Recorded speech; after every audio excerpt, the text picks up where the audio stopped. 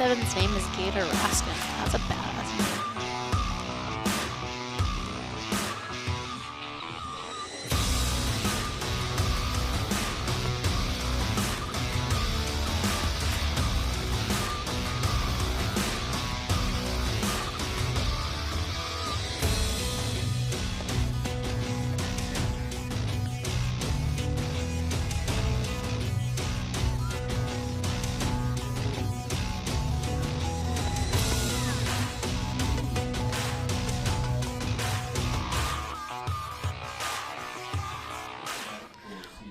Welcome inside the GCU Softball Stadium. I'm Cheyenne Rose alongside Montana Landon, where we look to kick off game number 2 of this doubleheader for the GCU Purple Classic.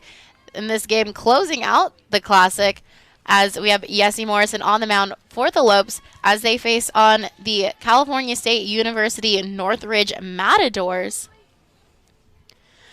And so the Matadors will start with number 15, Kiara Colley, the outfielder junior for them, and they will take a first swing on their first pitch, and she will get aboard safely as that goes past the shortstop, Savannah Torville, into center. Well, as we take another look at that, let's see over if the head. Can get the momentum going from their 6-1 victory over a very talented Drake team. Not only did GCU post their first ever win over Drake, they snapped the 6-game losing skid. In the win, WAC preseason pitcher of the year, Den Hart, pitched a complete, beautiful game. We saw tremendous effort offensively by multiple players. I mean, Fifield went 2 for 4, Nicoletti 2 for 2, Covarubio and Dietrichs were 1 for 2.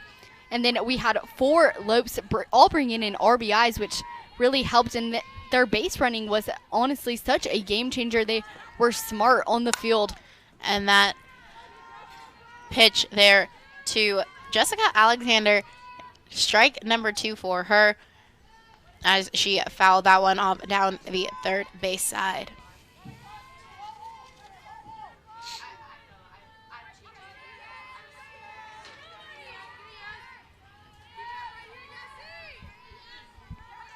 So Morrison on the mound for the Lopes.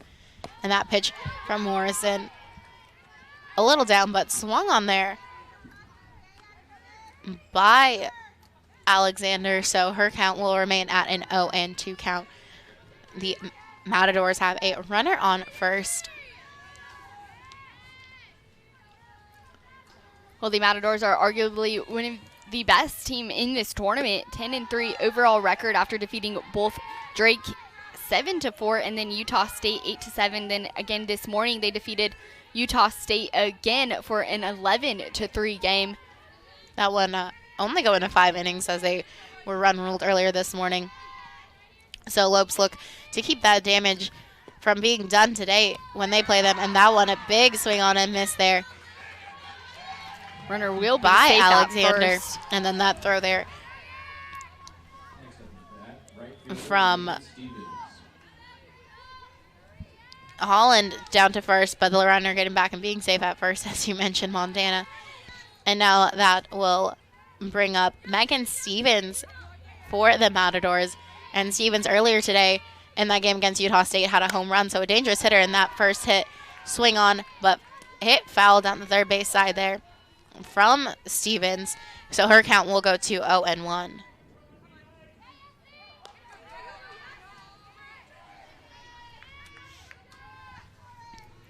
So Lopes looking to keep their momentum going from that last game that ended just about 30 minutes ago here at the GCU Softball Stadium. Yeah, a really big win for the Lopes. A much-needed win, especially it being at home. It's a good feeling and good energy going into game number 2, which is exactly what the Lopes need. I mean, when you're on a extreme losing streak, it's hard to stay positive, but moments like that is what makes it all worth it. And that pitch there to Stevens is in for ball number 2. So her count goes to 2-1 here with 1 out and 1 runner on here in the top of the first. And as we mentioned, game times were a little bit different today than expected on the weekend due to inclement weather. All games were rained out yesterday, which is so rare for the Heart of Phoenix here and that will be ball number 3 there to Stevens. So her count will be 3-1. Morrison just trying to get the second out here.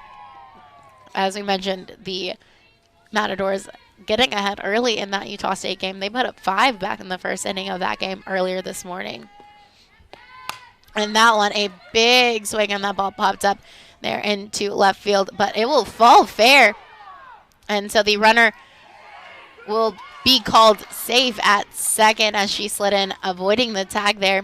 Looks like some big miscommunication between Nicoletti and Tourville. I think both players thought the other one had the ball, letting it fall right between them.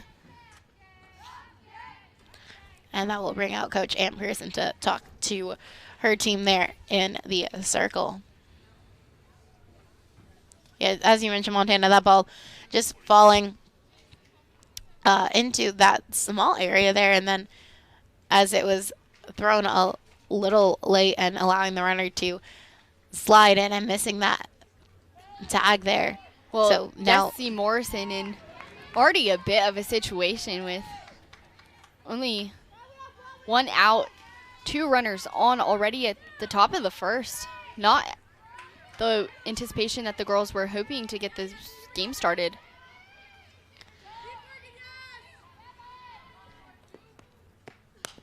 And that will bring Jamie Stewart up to hit the center fielder for the Matadors. And so that first pitch was just tapped foul there down the third base side. So that will bring her count to 0-1 here. So the Matadors have 1 runner in scoring position with 2 on and 1 out. And a 1-0 count here for Stewart. Shows bunt, but that one is missed. So that will be strike number 2 there for Stewart. Well, Jessie Morrison is the junior out of Grand Terrace, California. Last year in her sophomore season, she was named WAC Pitcher of the Week. She made 23 appearances, 19 of those being starts. And she finished the season with the 9th lowest ERA in GCU history with a 2.56. And that one will be fouled back over the netting and into the stands. So her count will remain at 0-2, just trying to keep herself alive here with that last swing of the bat.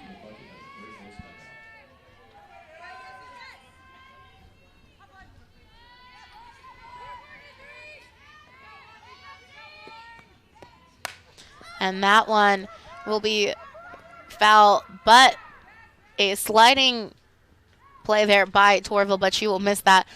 And so that ball will not be able to be kept in play to get that second out. So back to the plate will come Stewart as her count still remains at 0-2.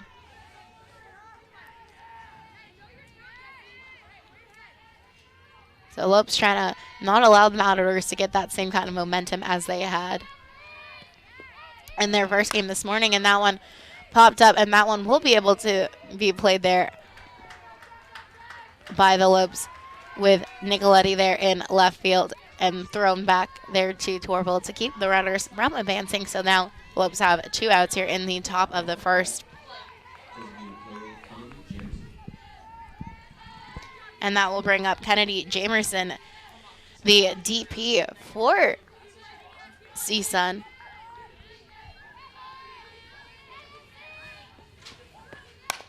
And she will hit that one straight to the second baseman, and it will throw that back to the first baseman of Lily Bishop, and that will record the final out for the top of the first. So Matadors will leave 2 on, but will not be able to get any across here in the top of the first.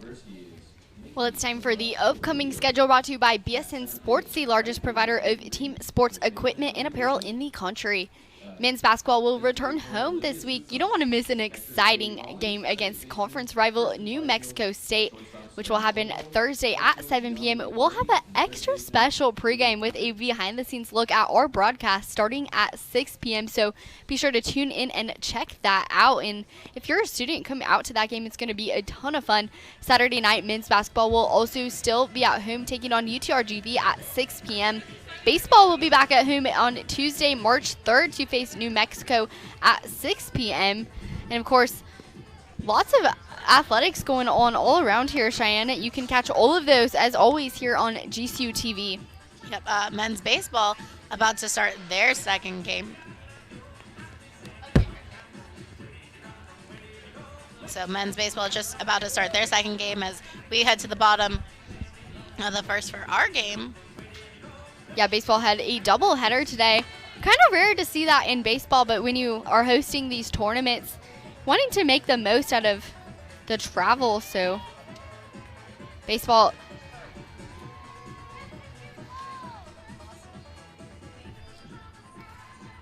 Yeah, baseball looking to bounce back from their loss that they had earlier this morning, as they will now take on Fordham as they lost to Cal State University Northridge.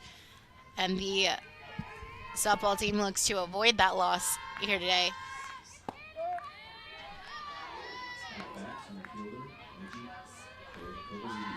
And so up to bat first for the Lopes is Mickey Covarubio, and that first pitch in there for strike number 1.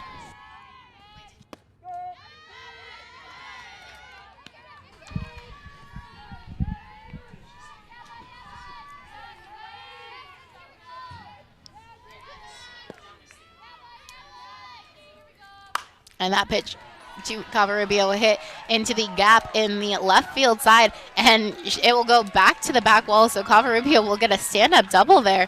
So a nice lead off there for the Lopes, as they already have a runner in scoring position. And that will next bring up Reed to hit for the Lopes.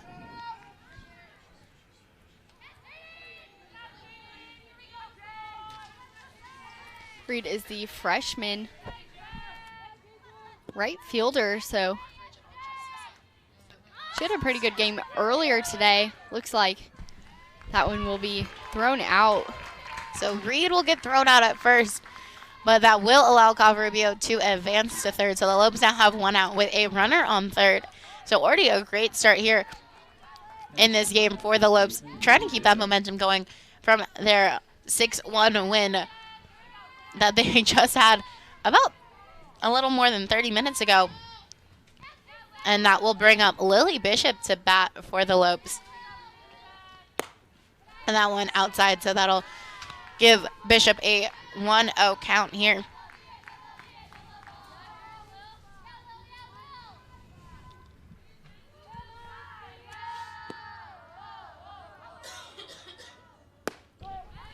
And that will be called strike number 1 on Bishop. So now her count will even out at 1 ball and 1 strike with 1 out and 1 runner on here in the top of the first.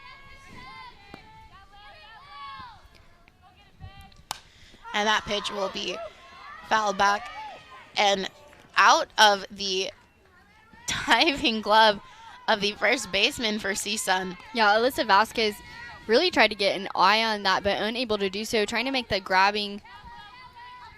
diving play, but unable to come away with it.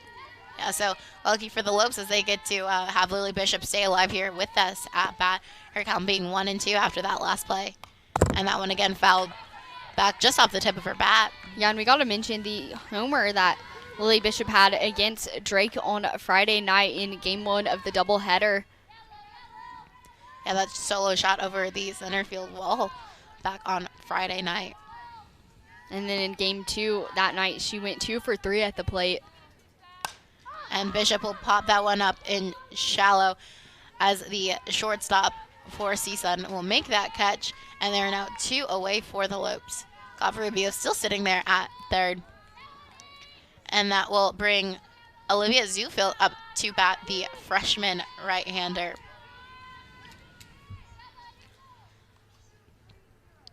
These freshmen in the lineup for the Lopes showing great power so far in their early collegiate careers. And that will be called ball 1 on Zufel. So the Lopes now have 2 out here in the bottom of the first. Yeah, you're absolutely right, Shane. The consistency from these freshmen has been pretty impressive, earning those everyday starting positions in the lineup. And that will be ball number 2 to Zufel. Zufel being the designated hitter.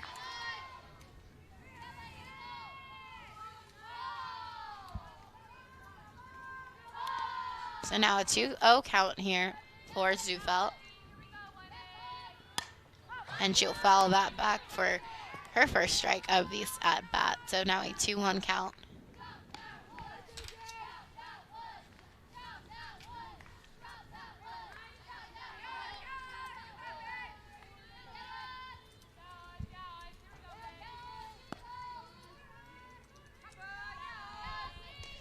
And that one will be hit straight down that gap in center. So a run will score.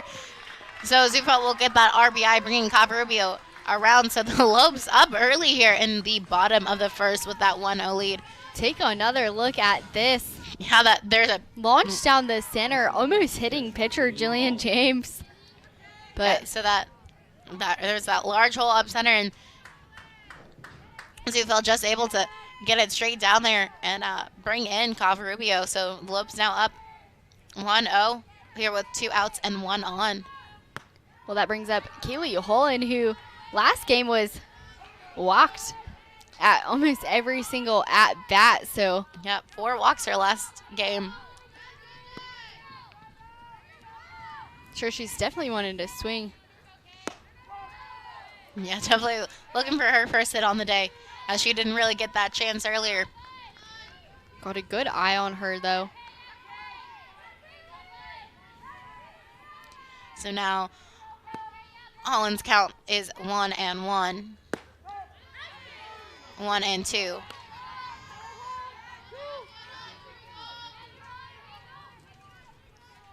So Lopes with 1 runner on and Zufelt at first, and Holland with a 1-2 count with 2 outs here in the bottom of the first. And that one swung back, just barely getting over the net here, as it'll go into the second row of seats here in the stands. So Holland staying alive here with that 1-2 count, trying to get that another run across for the Lopes.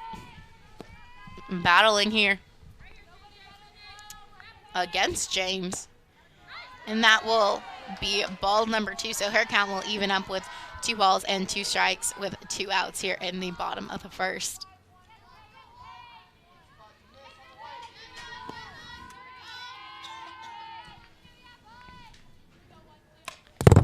And that one hit and tipped back into this netting here, so her count will remain at 2-2.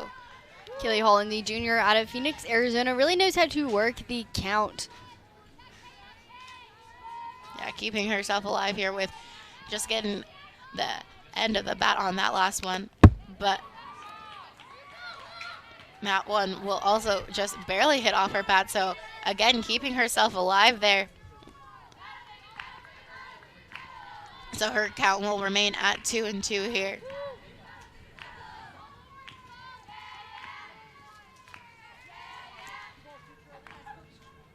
So already putting up a battle here against James.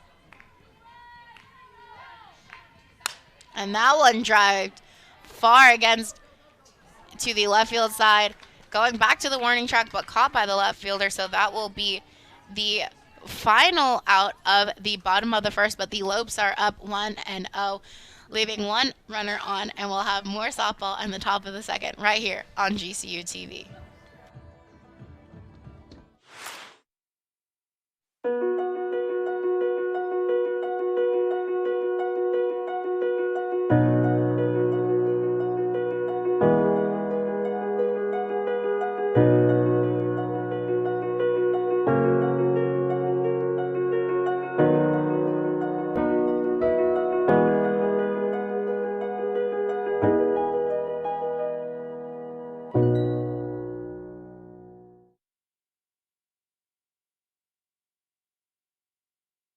As a teacher, your calling was always to make a difference and positively impact the future. You live with a deep sense of purpose and strive to inspire generations of change. GCU's online Masters of Education degree program gives you the skills you need to grow and develop your career. You're not just inspiring future generations of leaders, you're giving them the tools they need to succeed. Find your purpose at GCU, where advanced technologies drive education. Private, Christian, affordable. Visit gcu.edu/online. So welcome back inside the GCU softball stadium. And let's take a look at the CSUN starting lineup. We have Kira Calvley starting first, Jessica Alexander, Megan Stevens in right field, Jamie Stewart in center field, Kennedy Jamerson catching, Elias Swan as shortstop, Alyssa Vasquez as first base, Gator Rascom is the designated person, and Savannah Favre playing second base. And up now for CSUN will be Swan starting off the top of the second. And that first pitch to Swan will be in for strike number 1. Well, Shan, growing up as the daughter of a college baseball coach, I always heard my dad say that they got to win or tie every inning. That's always what he told his guys. And GCU won that first inning, so looking to see what they're going to do in this one. And Swan will lay down a bunt, but it'll bounce foul, so she'll come back to the plate, and her count will now be 0-2 after that last pitch.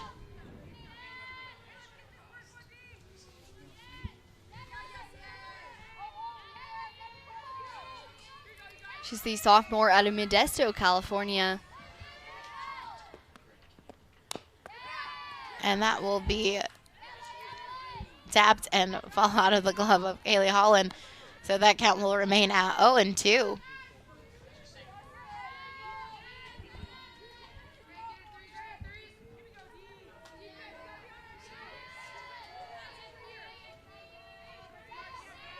She has a .226 average on the season. And that one from Morrison is far outside, so that'll bring out Swan's count to 1-2.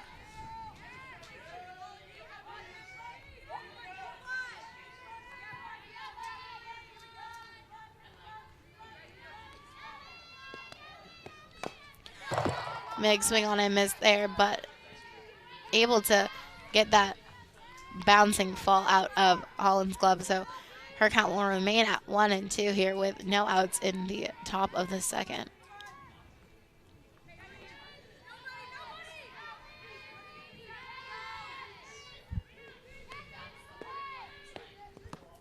And that one will get behind Holland. Thankfully for the Lopes, no one on base. So now the count for Swan will go to 2-2.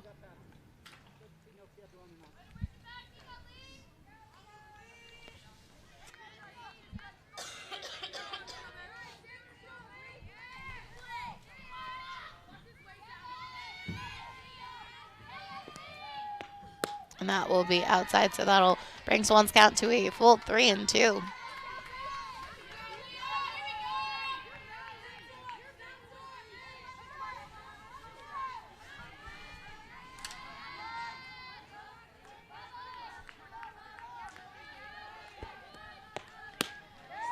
And that will be ball number 4 to Swans, and Morrison will walk the first batter of the second. Teammates giving her a little bit of encouragement here. Looking to redeem herself with Alyssa Vasquez at the plate. Yeah, Alyssa Vasquez now up to bat here for the Matadors. Showing bunt, and that one bouncing foul, so Swan will have to go back to first as she ran all the way to second, and that will bring Vasquez's count to 0-1.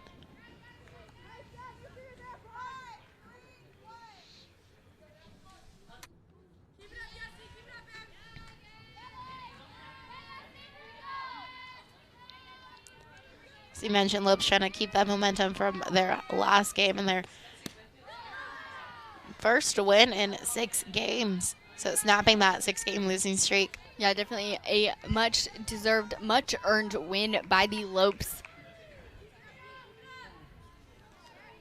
With that excitement carrying into this game, it's proven already being up by 1 so early on, which is different than what we've seen so far from the Lopes in their past games.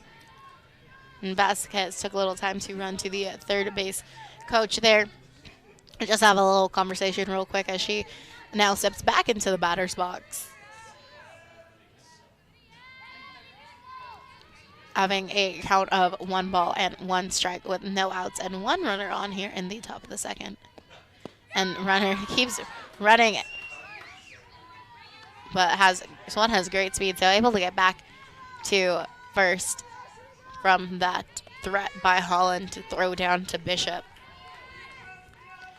So now a 1-2 count here for Vasquez.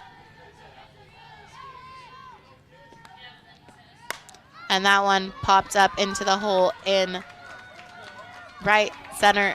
And that one going all the way back to the wall. So the Matadors will score as Swan comes all the way around from first. So now this is a tied game at 1-1 with no outs.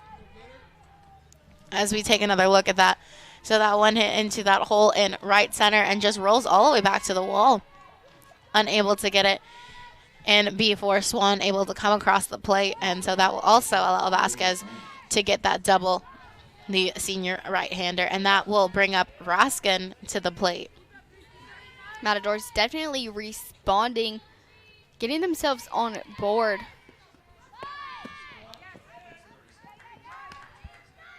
And that will be strike number 1 there to Raskin.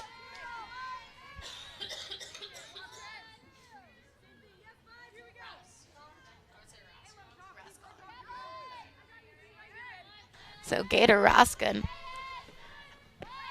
showing button in that one, being hit, but not getting out of the batter's box. So her count will go to 0-2.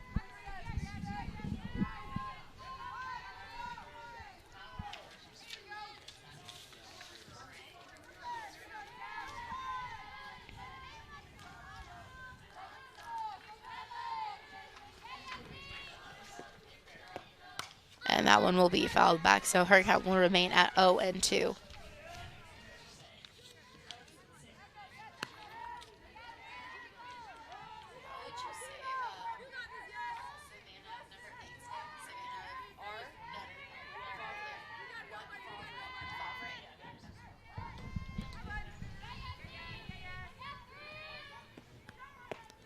And that will be ball number 1 there to Raskin.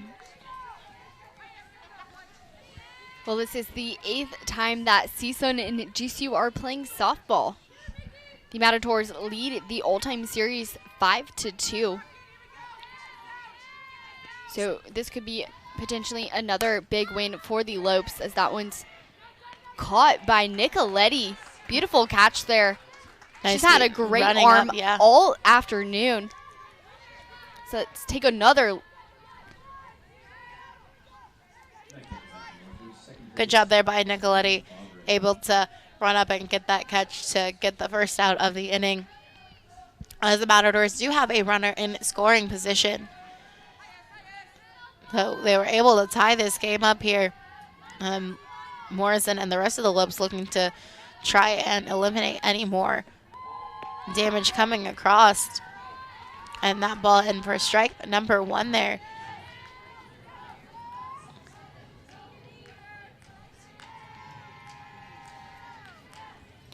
Well, CSUN has been off to a fast start. Through 2 weeks of play, they lead the Big West Conference with 10-3 record. They're off to their best start since 2015.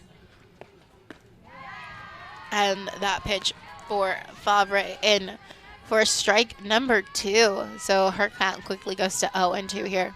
Morrison looking to get this second out.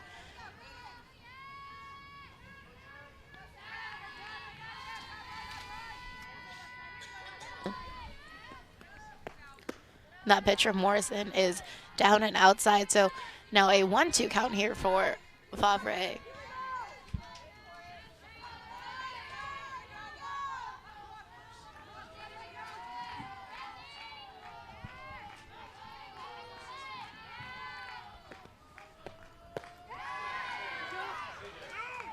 And the third base umpire will say that Favre did not go around and was able to hold her swing back, so that will be come in even count for her at 2 balls and 2 strikes.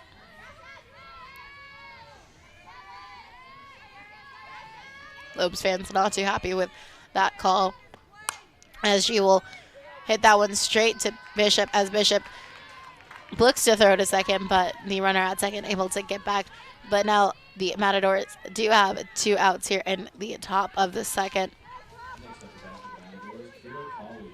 Yeah, a beautiful grab there by Bishop. That ball going straight to her glove, making it look easy out there. And that will bring back the top of the batting order for CSUN in Collie. And that first pitch into her will be ball number 1.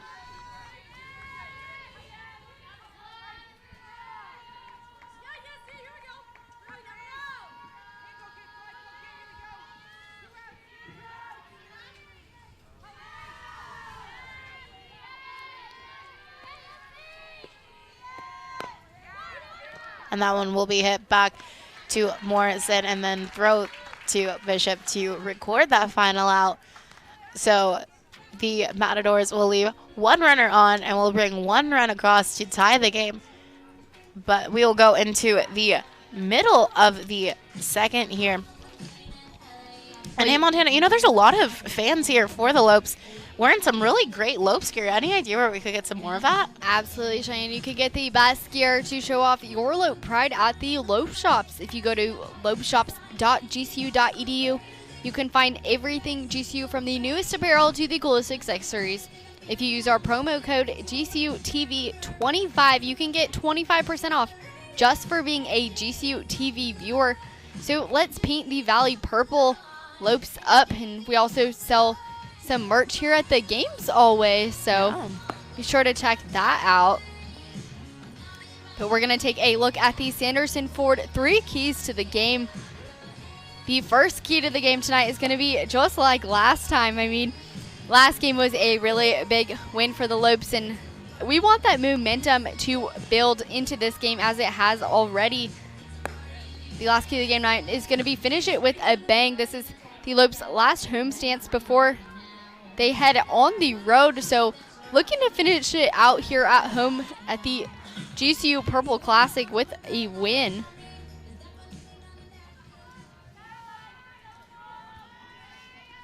And so the Lopes will have Fifield up to bat to start the bottom of the second for them. Fifield, the freshman left-handed hitter, looking to get things going here for the Lopes as the leadoff person, as the first pitch to Byfield is in for ball number 1.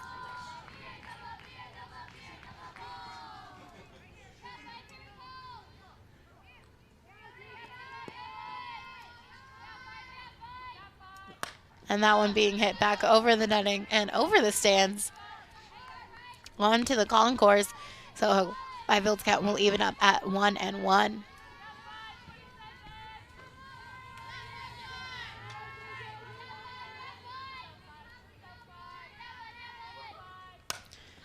Byfield again will foul that one off the top of the net, as that will bounce it back into play. So her count will move to 1-2.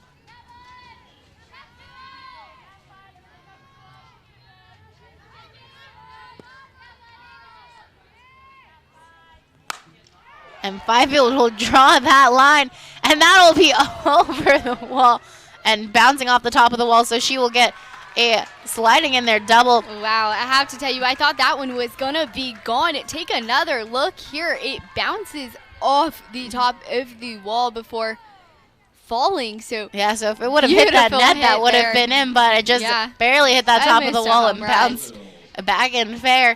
So Fifield gets that double, and that will bring up Savannah Torville for the Lopes. So again, the leadoff person on board for the Lopes with a double.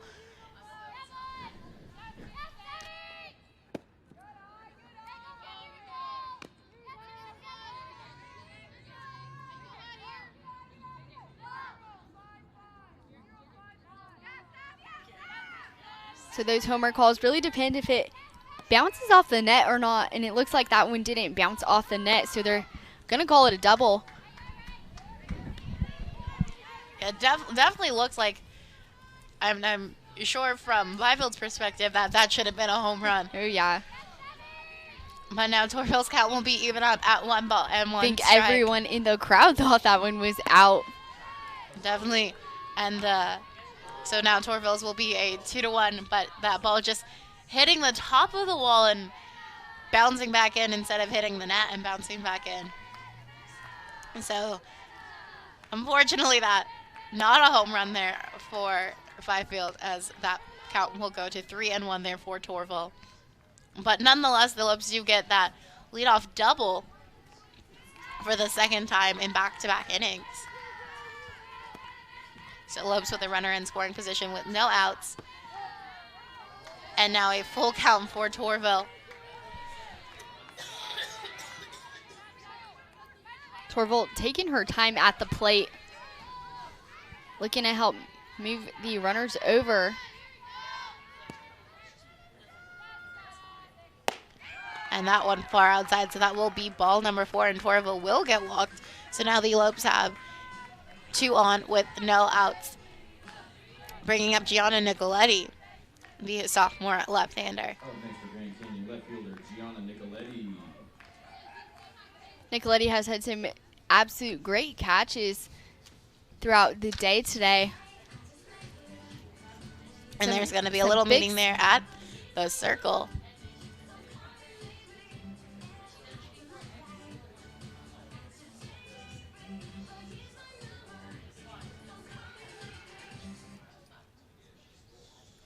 Coaches wanting to talk things over with Jillian James.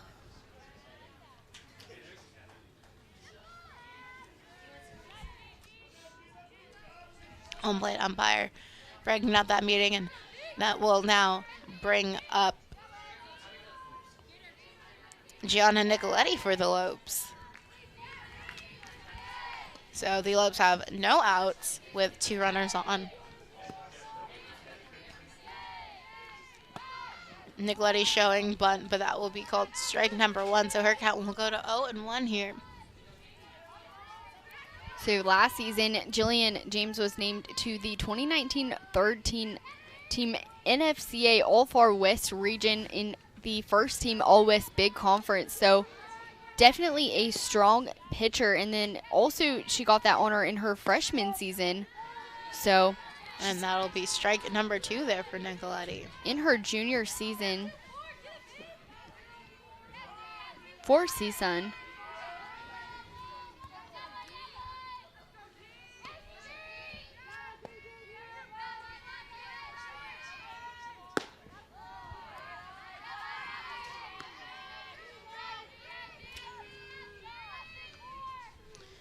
And that will be ball number 1 there to Nicoletti, so her count will move to 1-2. Lopes trying to add on a run here as the Matadors tied it up in the top of the second. And that one will be hit foul down the third base side.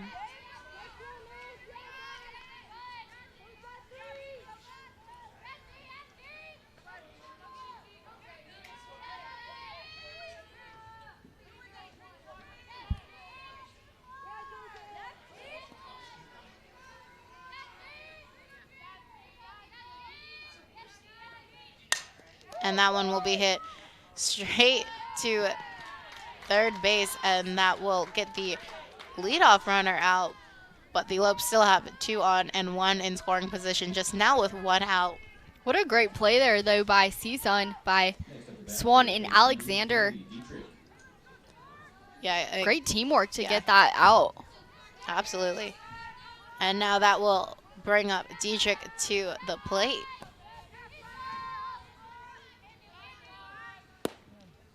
And that will be low for ball number 1 to Dietrich.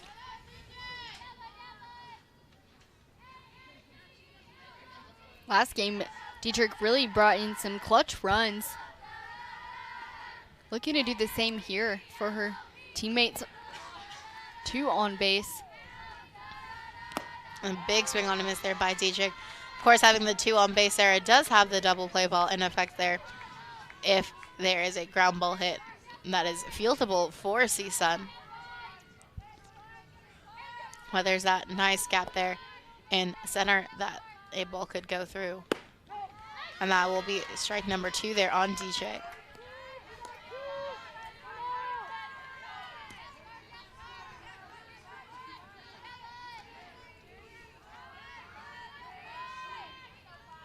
So Lopes trying to get their lead back. And again, another big swing on a miss, and down goes Dietrich on strikes. So that'll be out number 2 as the top of the order back up there for the Lopes and Mickey Cavarubio. Center fielder, Mickey Cavarubio. And of course, the Matadors having a great tournament thus far. 2 extra inning wins, as we mentioned earlier, beating And that one from Cavarubio going off the glove of the first baseman. So on that very first pitch there from James. So Cavarubio save at first, and runners able to advance. So the Lopes now have bases loaded, bringing up Reed to the set bat with bases loaded. As that was just a great piece of hitting, and then just off the glove of the first baseman, backing the ball being backed up slightly into right field, unable to get fielded before Cavarubio with some great speed making it to first. And that one down low for ball number 1 there to Reed. Well, bases loaded with 2 outs. This is definitely what we've been seeing all day from the Lopes. We saw this a lot in game 1 against Drake. Yeah, Lopes having a lot of 2-out rallies in that last game. And a big swing on a miss there by Reed. So that will be strike number 2. So her count will go to 1-2.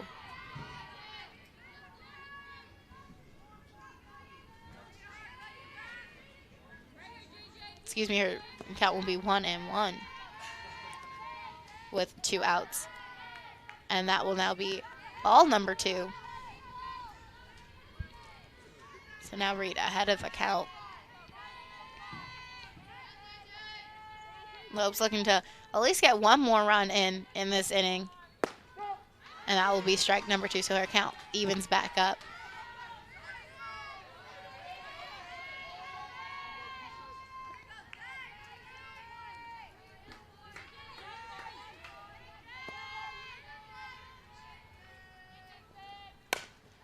And that one hit high, but able to be caught there by James. So that will do it for the Lopes. Lopes leave 3 on there in the bottom of the second, unable to get their lead back, but the score being 1-1, and you'll have more softball on the top of the third right here on GCU TV.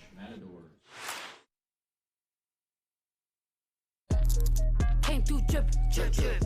Came through drippin', drip, drip. Came through drippin', drip, drip. Diamonds on my wrist, they drippin'. Ice. Came through drippin', drip, drip. Came through drippin'. Mountain Dew Ice, a clear, refreshing lemon lime dew. Curiosity fuels you. So when you're ready for a fulfilling new career, let your curiosity fuel that change. Grand Canyon University's online degree programs in technology make it convenient for you to achieve your dream. GCU teaches you how to plan for innovation. By applying that knowledge to today's most challenging problems, you're helping to build a better tomorrow. Find your purpose at GCU, where advanced technologies drive education. Private, Christian, affordable. Visit gcu.edu/online. Rock a showstopper, beats, get it crunk and wired. Wave your hands, scream loud. Everybody here, get it out of control. Welcome back to the GCU Softball Stadium for inning number 3 of this game for the GCU Lopes and the CSUN Matadors. After 2 innings, we are tied 1-1 as we have Yessie Morrison back on the mound for the Lopes and Alexander back to hit for the Matadors. She's 0-1 with a strikeout back in the first. Well, shy baseball in softball is often referred to as the game of inches. The ball off the wall last inning really exemplified that phrase. We were an inch away from being a 2-1 ball game, but that just wasn't in the cards for the Lopes. Ball bouncing in a play, so we're tied up at 1. And that will be strike number 1 there for Alexander. So her count will be 1-1. Yeah, as you mentioned, Montana, that hit off the top of the wall from Fifield definitely looked like it was a home run, but bouncing back in play and then allowing it to be hit played, and that hit will be hit into left center, rolling back to the wall. and Alexander will be able to get to second standing. So a leadoff double for the Matadors here in the top of the third, as the Lopes have had leadoff doubles in both the first and second innings. So there's the Matadors leadoff double. Yeah, and those balls to the gap really making a difference thus far in this game. And that will bring up Megan Stevens from Rancho Cucamonga, California. Stevens is an excellent player for CSUN, selected as one of 50 NCAA Division I players that made the watch list for the 2020 USA Softball Collegiate Player of the Year just this season on January 29th. So really big accomplishment for her. And that first pitch from Morrison in for strike number one. And that one swung on straight to Dietrich, who thinks about throwing to get the leadoff runner out, but throws to first to Bishop. So that is now one out for here in the top of the third. Next to the Matadors, Jamie Stewart. So that will bring up Jamie Stewart for the Matadors. The right-handed senior. Struck out her first, is 1-1. And will foul that one back into the stands over on the third base side. Fans, please beware of foul balls entering the stands, and please return all foul balls to the bucket by the Stewart has a .381 average on the season through 42 at-bats. And now has an 0-1 count here in the top of the third. And that will even up her count at 1 ball and 1 strike.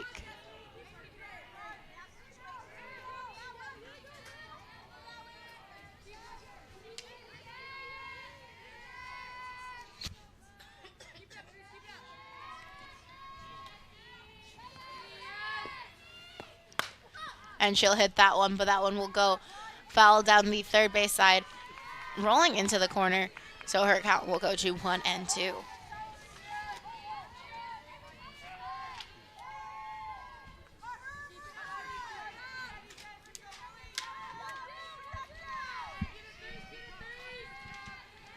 So Morrison taking her time here as she comes set for this next pitch.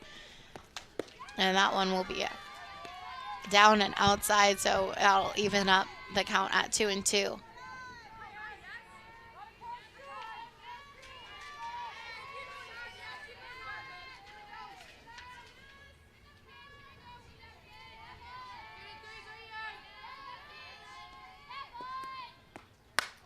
And she'll hit that one high up, as Nicoletti will call up Torville and record out number 2 here for the Lopes. Gotta love that consistency from Nicoletti. Next to Northridge, Kennedy Jamerson. Yep, and that will bring up Jamerson to hit for the Matadors.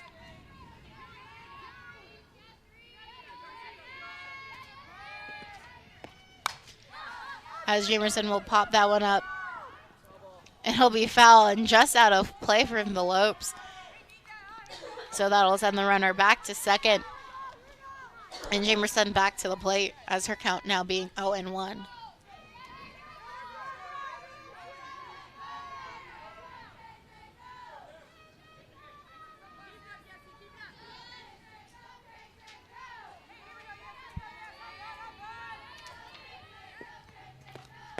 And that pitch from Morrison is in for ball number 1, so that'll even up her count at 1-1 to Jamerson.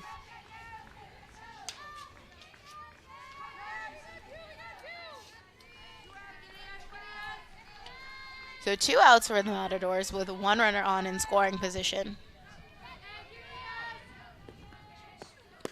That one will be down and outside for Morrison, so now a 2-1 count here for Jamerson.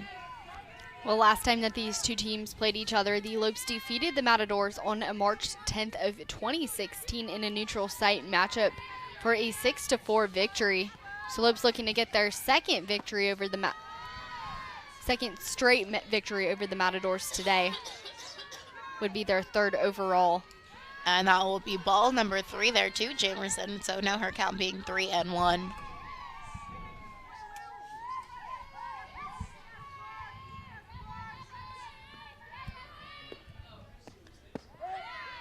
And that will even bring her count to full at 3-2.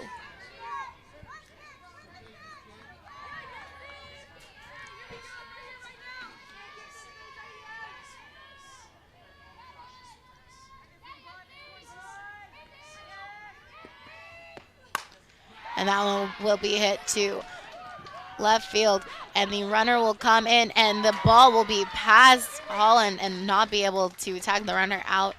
So now the Matadors take a 2-1 lead here. That moves with the 2 runner outs. over to second.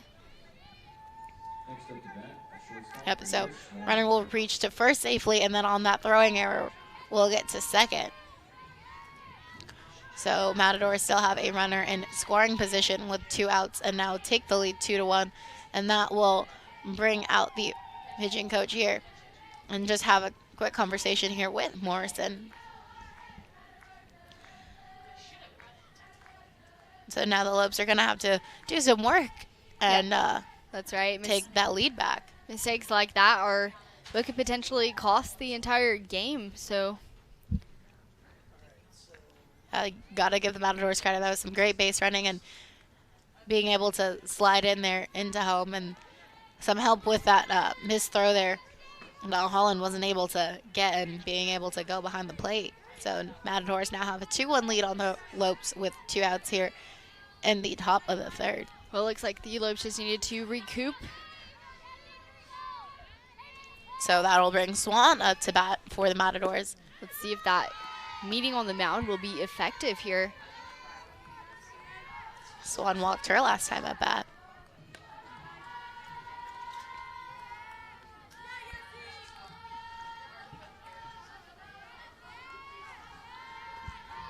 So now a 1-0 count to Swan as she'll hit that one, and then we'll get over the head of Dietrich. Going into second and misfielded by Nicoletti.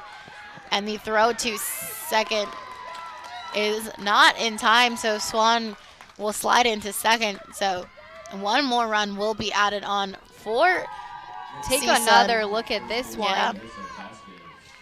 Some great speed by Swan and some great base running. Ball just not being able to get there, and that tag not applied in time. So now Matadors still have a runner in scoring position and are starting to break this one open with 2 runs added on here in the top of the third. So now a 3-1 game. And both these coming with 2 outs here, Montana. And that one will be bounced and get thrown to Torville. And Bishop will be able to stay on the Very back. So that will flexible record move. out number 3. Yeah, great play there by Torville. By Torville to Bishop. Yeah, And Bishop love being able that to stay on athletic that back. ability. Take another look at this one. That one hit straight to Torville, and nice. Pass to Lily Bishop. That flexibility there. Great play there. Well, Yeah, absolutely great by Bishop being able to stay on. And you know, Montana, there's a lot going on this weekend, but GCU has events going on all year round. Can you tell us about any of them? yeah, Cheyenne, the GCU Arena is proud to host Elevate 2020 Music Festival back in Phoenix, Arizona for its 8th straight year. You can join us this June for a great weekend of worship. Tickets are on sale right now at gcuarena.com. So, gonna be some fun music coming to GCU in June, so be sure to grab your tickets for that one. Yep, June 27th and 28th for Elevate 2020. Some great worship going on. The kind of music I like here is the bat hitting the ball of this one. Absolutely. And so Lopes have some work to do to chip away back at that lead now, as it's a 3-1 game here for the Matadors, as they were able to put 2 up in the third. Definitely the Lopes gonna have to regain that momentum off of game 1 today. I mean, they almost came back in game 1 on a Friday night, so looking to see if they're gonna have First baseman Lily that Bishop. sense of mentality going into the bottom of the third. Yep, and to lead off the bottom of the third will be Lily Bishop, who just had that nice play at first. So let's see if she can keep that momentum Keep that going here. Yeah. swing on and miss there by Bishop, so that'll be strike number 1. So her count will go to 0-1.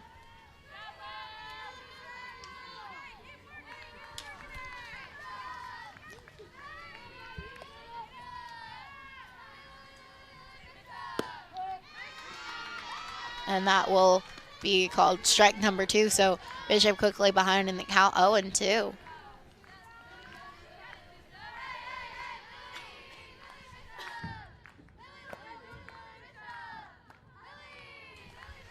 And that one high goes behind the plate.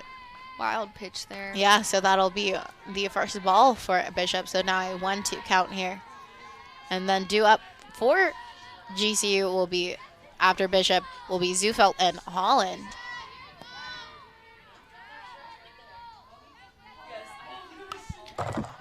And Bishop will foul that one back, so keeping herself alive here at this bat. Found that back into the net.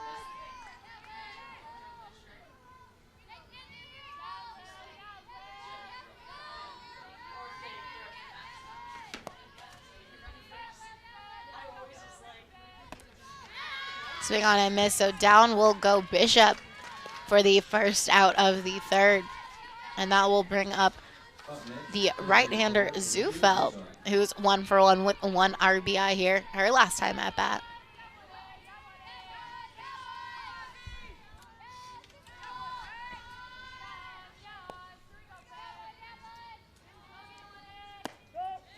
So that will be a strike number 1 there to Zufelt.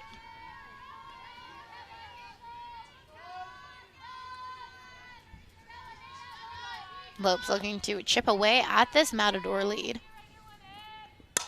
As Zufelt swings that one up to right field, and that one's able to be caught by the right fielder for out number 2. So just like that, the Lopes are down to their final out of this inning. Zufelt wanted this. As you take another look at that. Yeah, she popped that She up, just loves swung that a little too early back there. corner there. And now we'll have Kaylee Holland 0 for 1 on the day so far. Holland still looking for her first hit, as we mentioned in that first game, was walked 4 times. So every time she was at bat in the first game against Drake was walked. So looking for her first hit of the day. And that will be ball number 2 to Holland, so her count is 2-0 here with 2 outs in the bottom of the 3rd.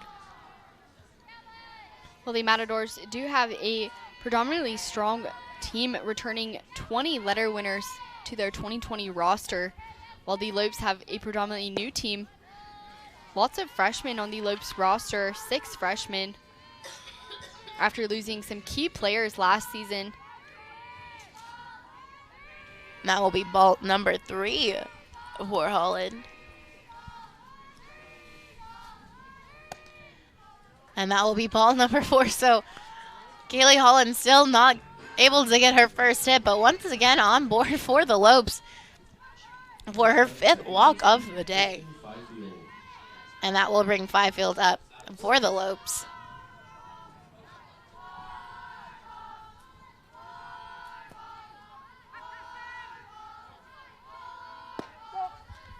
And that will be in there for strike number 1 for Fifield.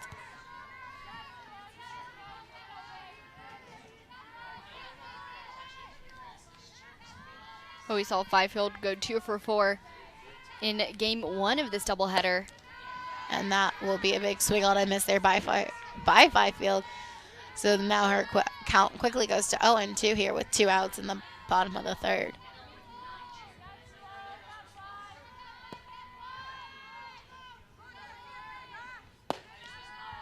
And that will be ball number 1, so her count will move to 1-2.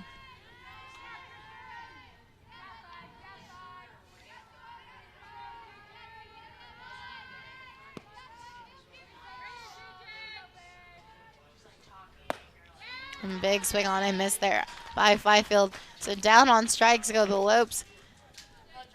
And so the Lopes will lead 1-0 not able to get any across there. So the score will remain 3-1 CSUN, and you'll have more softball in the top of the fourth right here on GCU TV.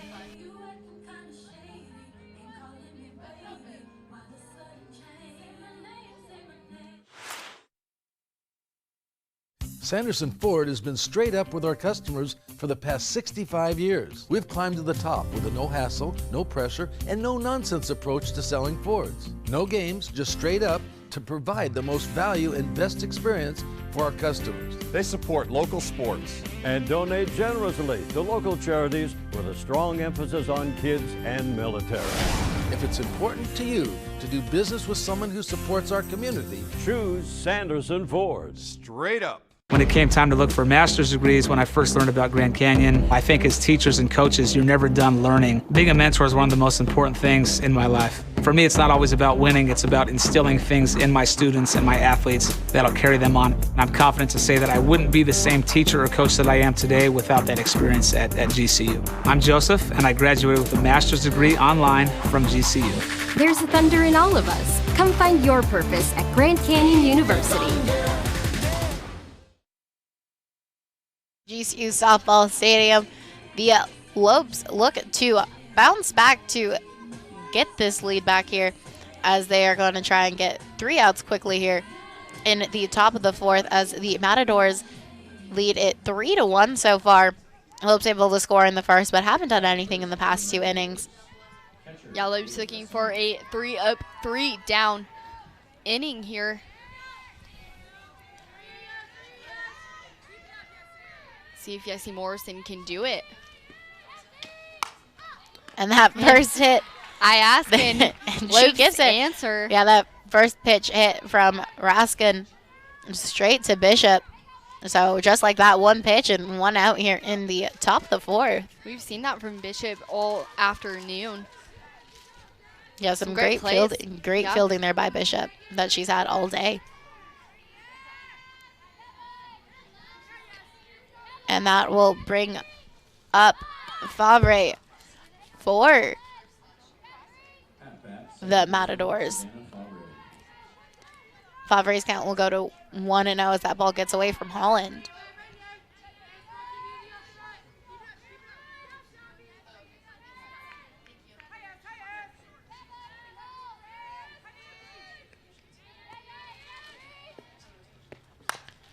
And that one will be hit over the head of Morrison and into center, so that will allow Favre to get to first.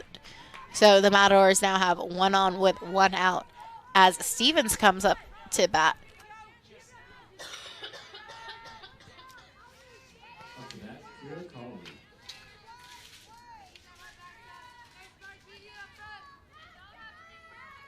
Stevens was selected. Sorry, that is Colley that is up to bat.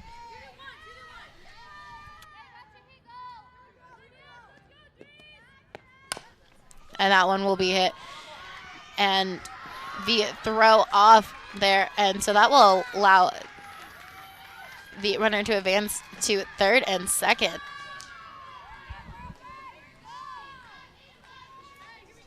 Morrison in bit of a situation here. Having 2 runners in scoring position here for CSUN. And a big error at first. Yeah, just as we take a look at that one there from Torville, just thrown and not being able to be caught there by Bishop, and that ball getting away from her, allowing the runners to advance on that throwing error. Lopes really need to focus on controlling the ball in situations like that. Can be tricky. So now 1 out with 2 on for the Matadors, and that will have Alexander up at bat. The right-hander senior who struck out her first time at bat. And her count will go to 0-1.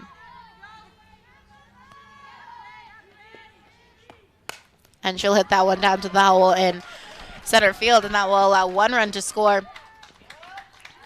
And then on that error thrown to Holland will allow Alexander to run to second.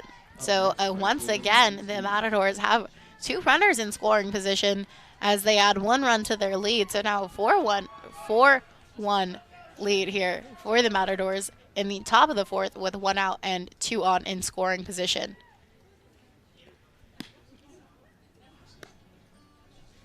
And we will have a new pitcher in Sydney Sahar for the Lopes, the freshman from Peoria, Arizona.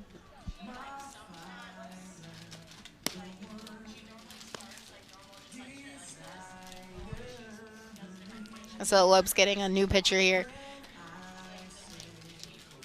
for the top of the 4th with 1 out.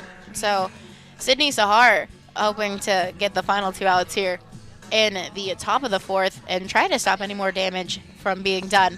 If the 2 runners that are on come around to score, they will be charged to Morrison. CSUN having some fun out there dancing. Yeah, see the 2 runners that were on now having a conversation with their third base coach, just jamming out to the music playing here at the GCU softball and stadium. And that's what it's all about, having fun at these games. That's why all of these girls dedicate their lives to the sport itself, is how much they enjoy it. Our GCU girls truly love the game. I mean, on the field and off the field. When they're off the field, they're always together, spending time with one another. You can see them always in the dugout, just cheering and chanting the entire game, just enjoying themselves.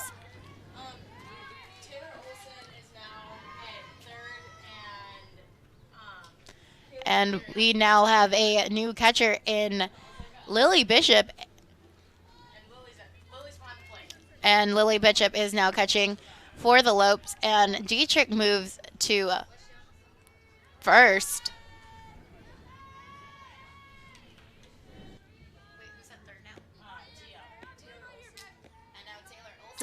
Taylor Olson now at third for the Lopes.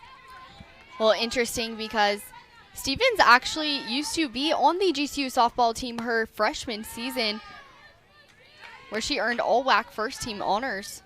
So definitely interesting for her to be back in her freshman season school, playing against some of her old teammates and coaches. So up in that first pitch there from Zahar is ball number 1 there for Stevens.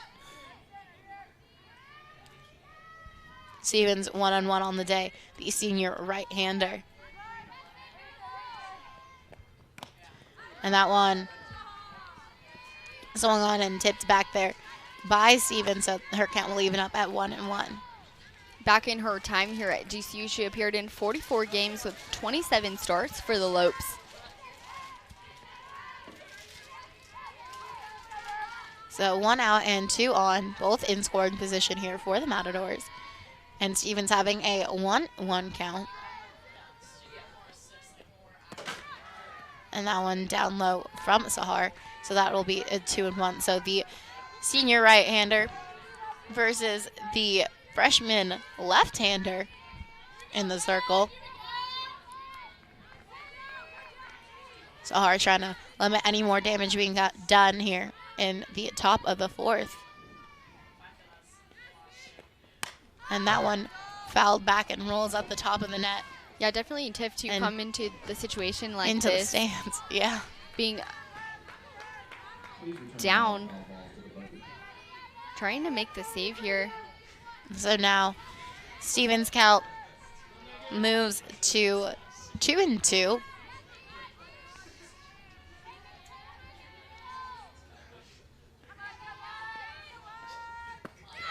And a swing on and miss there by Stevens to get out number 2 here for the Matadors.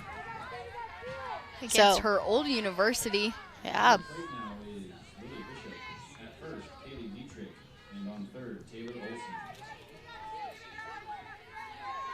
And that will bring up Stewart to the plate, the junior left-hander who's 0-2 on the day so far.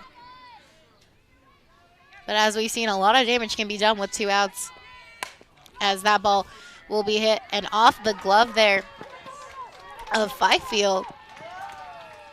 And that will allow 2 more runs to score. So now a 6-1 game here in the top of the fourth. Yeah, take another look at that one. Fifield unable to come away with that. Tough play to be made. And so now Jamerson up at bat for the Matadors. And with those 2 runs coming around, there's no more to be charged to Morrison. So any other ones that will come around will be charged to Sahar.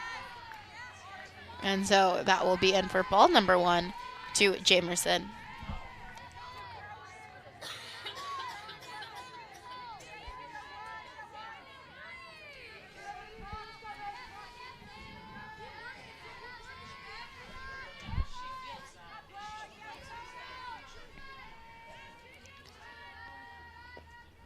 And that's a big swing on a miss, but the runner goes, and that throw is off from Bishop.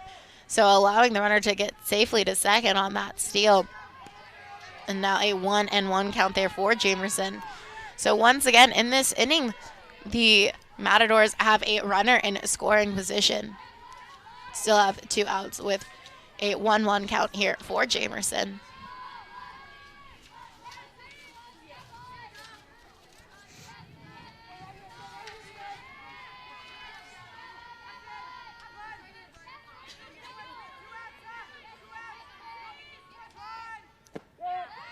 And that in for strike number 2. So now a 1-2 count here to Jamerson.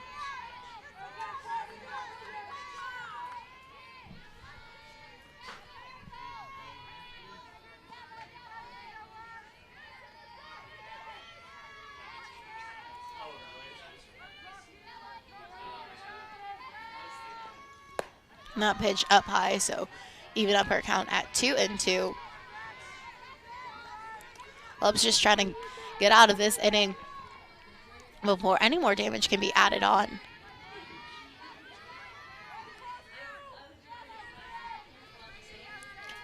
Now a 6-1 game in favor of CSUN. And that one tipped off back behind the plate there by Jamerson, so her count will remain at 2-2.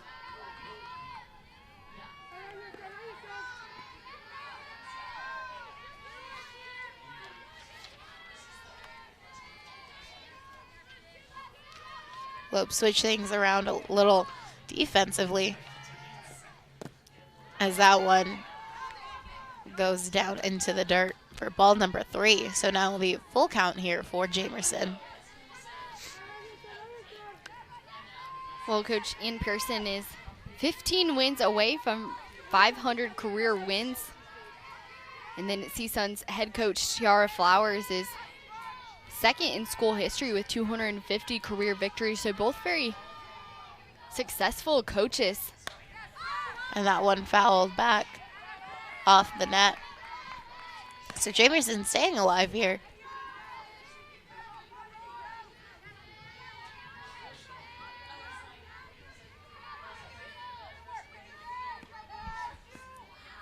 Lopes really just trying to get the last out of this inning here. Yeah, after some physical and mental mistakes at the top of the inning. And that one swung on back, hitting off the netting. So, again, Jamerson being able to stay in there and keep this at-bat alive for the Matadors. Her count remaining at 3-2 with 2 outs here in the top of the 4th. CSUN putting up 3 here in the top of the 4th. And that will be ball number 4. So now the Matadors have 2 ons with 2 outs. And that will bring Swan up to the plate, the sophomore right-hander who's 1 for 1 on the day.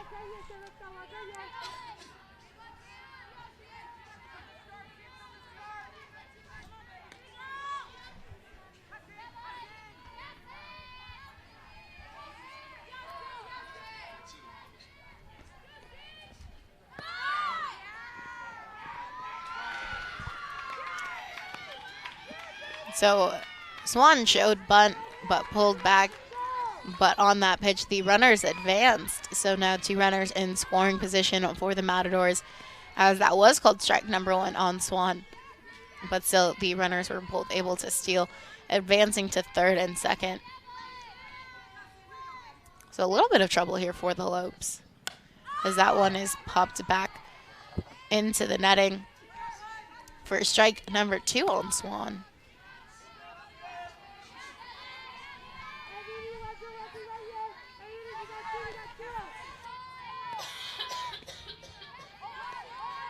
Lopes definitely wanting to work themselves out of the inning right here. 2 runners on base, 2 outs. Both runners in scoring position, as that one will go down into the dirt for ball number 1 on Swan.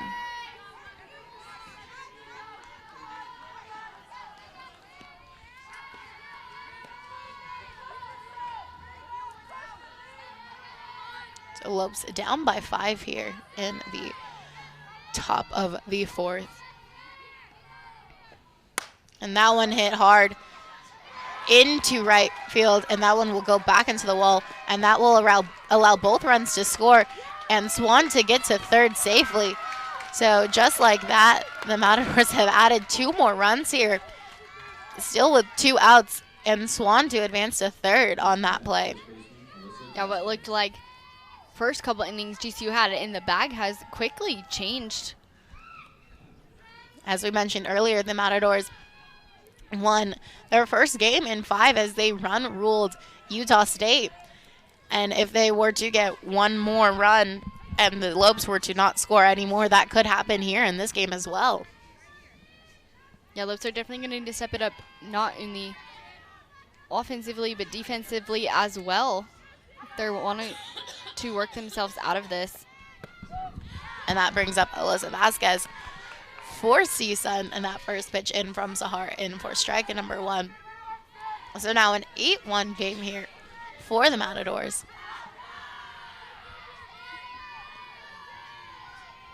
CSUN having 1 runner in scoring position on third with 2 outs, and that a big swing on and miss there by Vasquez.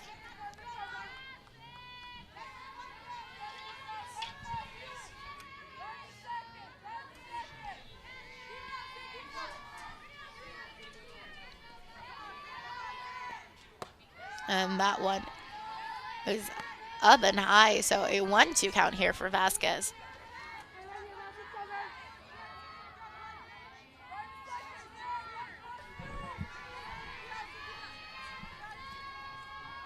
So Sahar just trying to get her team out of this inning here, and that one's fouled back into the netting and then falls back down in play. So a 1-2 count here for Vasquez. 2 outs, 1 runner in scoring position for the Matadors. Lopes really looking to close out the inning here, stopping any more runs from happening. And that one fouled back, so the count will remain at 1-2. CSUN almost batted around this inning as they started in the number 8 spot with Raskin and are currently at the number 7 spot in Vasquez. Vasquez hitting a .360 average.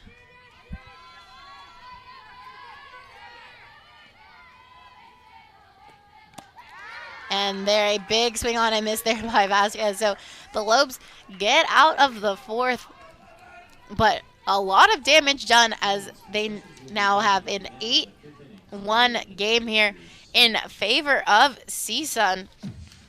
And CSUN will leave 1 runner on third as the Lopes will come to bat here in the bottom of the 4th. Well, the Drowsy Chaperone is the latest from the College of Fine Arts and Production, featuring explosive twists and turns. This hilarious comedy opens with a theater fanatic listening to his favorite cast album that comes to life before his eyes. It all begins on March 20th at Ethington Theater. You can get your tickets now. As we mentioned, Montana, if you show your GCU ID, you do get in for free, and college kids love free things. Well, lots of free softball coming your way. Game 2 of this doubleheader. Definitely a tough inning for the Lopes. Things took a quick turn. Absolutely, CSUN adding those 5 runs there in the 4th to crack this game wide open to have a 7-run lead on the Lopes. Lopes looking to at least get some of that back here to have a guarantee of playing a full game of softball and not get run ruled as CSUN did in their first game. Up to bat, shortstop, Savannah Torville. And that will bring Savannah Torville up to start this at bat for the Lopes. And that first pitch will be in for ball number 1 to Torville. Torville walked her first time at bat back in the second. And that one fouled back, so now a 1-1 count here for Torville. As we mentioned earlier, Torville was placed on the preseason all-WAC team with Den Hart, who pitched a complete game in game 1 of this doubleheader. And that will be strike number 2. And last season, Torville led the WAC in conference games in RBIs with a total of 18. So 1-2 count here for Torville. Lopes looking to get the leadoff person on as she'll foul that one back and stay alive. Her count remaining at 1-2.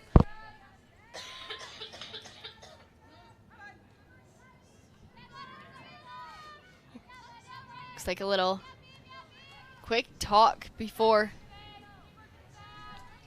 umpire breaks it up.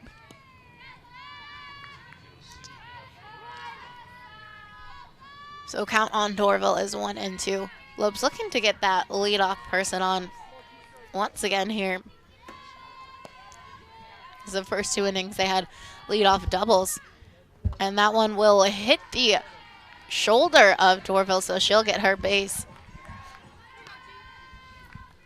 So Lopes get the leadoff person on here. Take another look at that one. Looks like she's going to walk it out. Yep. Just hit off looks like the right shoulder or elbow side. And so she'll get her base down at first. So the Lopes get that leadoff person on, as that will now bring Gianna Nicoletti up. And the first pitch in for Nicoletti will be ball number 1.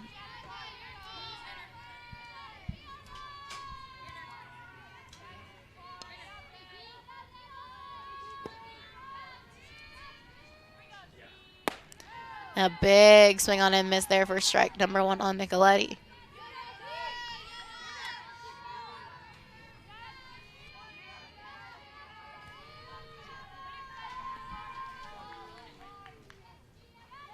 So the Lopes trying to get some of those runs back that the Matadors put up there. And a dangerous throw down to first there by Raskin, as that was almost out of the reach of Vasquez, but able to rein that one back in. And so the count on Nicoletti is 1-2.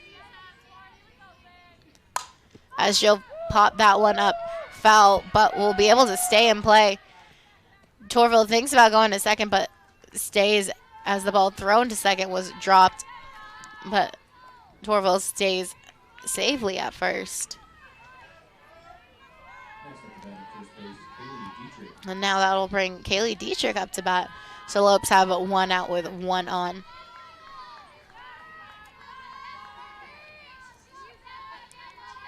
Kaylee Dietrich, the junior right-hander, who will foul that first pitch back for strike number 1.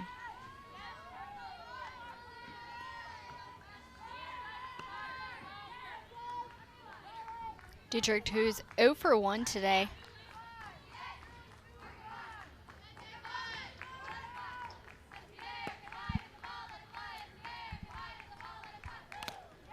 That one just foul back off the bat of Dietrich, so now her count quickly goes to 0-2.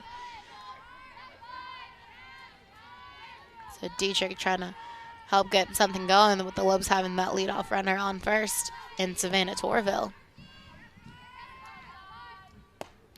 And that one up high, so that'll be ball number 1. So the count for Nicoletti will move to 1-2 with 1 out here in the bottom of the 4th.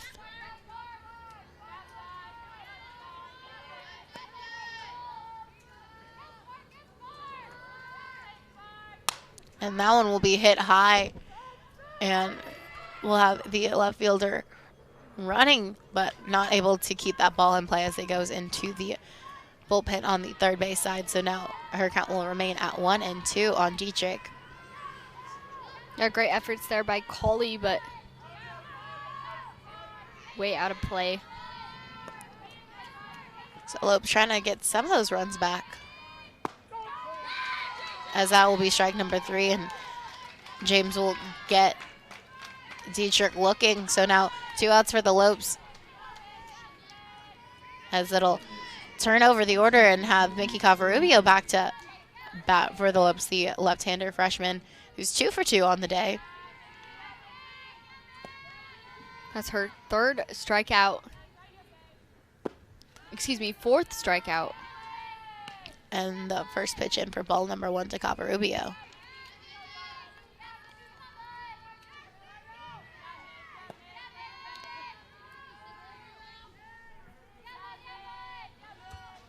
And Covarubio will follow that one back over the netting, so her count will move to 1-1.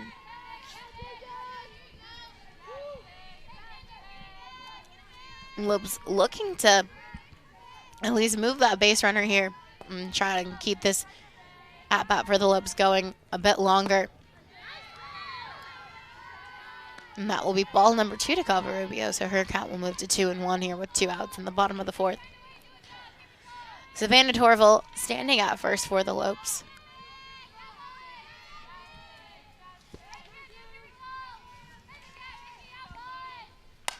And that one hit up and will be out of play as it falls into the seats.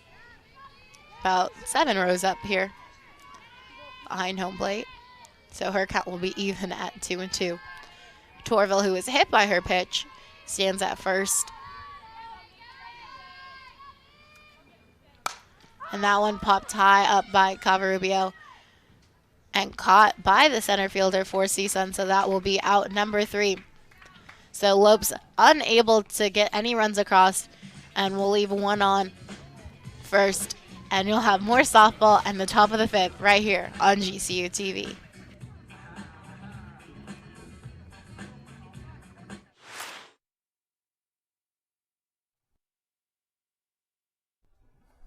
But we already have the best student section in the whole country. I know, but what can we do to take this thing to the next level? Guys, I think I've got an idea. Whoa.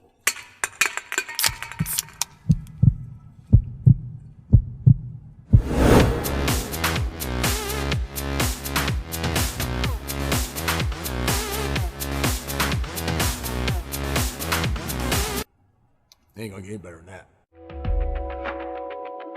So one key component that makes the Waste Management Phoenix Open so successful is Cox Business. Over 700,000 people are going to come enjoy TPC Scottsdale, from digital TV to digital phones to security, and most importantly, that free Wi-Fi all over this property. We simply couldn't do it without a partner like Cox Business. We're grateful, we're thankful, it's a hole-in-one. Inside the GCU softball stadium for the top of the 5th inning, the Lopes are currently down 8-1 to the CSUN Matadors. Lopes look to not allow any more runs to score here. Yeah, Lopes were really looking to rally in the bottom half of the 4th inning, but were unable to do so. Savannah Torville got on base after being hit by a pitch, but was left stranded. And that first pitch in from Sahar in for ball number 1. And that one hit to Torville, and it was bobbled, and then she was able to get it in there to Dietrich for out number 1. What a play there. Missing the ball, but then securing it in her glove, making the out. Let's take another look at that. Yeah, that was a nice hit there by Raskin. Bounced up high and then off the glove of Torville, and Torville able to get that back in time to throw it to Dietrich to get that first out.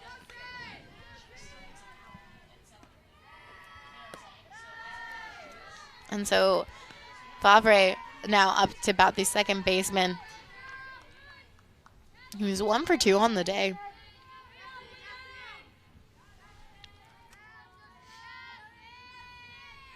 Her count is 1-0 here with 1 out. And that is called for strike number 1, so her count evens up at 1-1.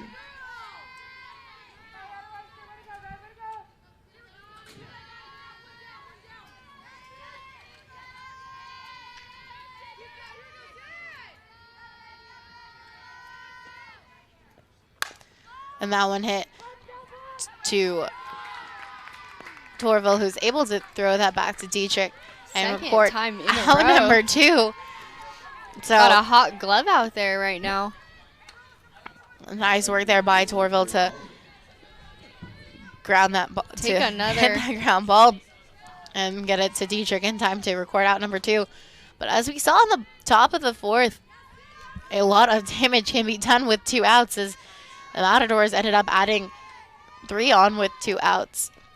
Yeah, and we also saw that in game 1 earlier today, where Lopes were really able to come around with 2 outs on. Up and a big swing on and miss there by Colley.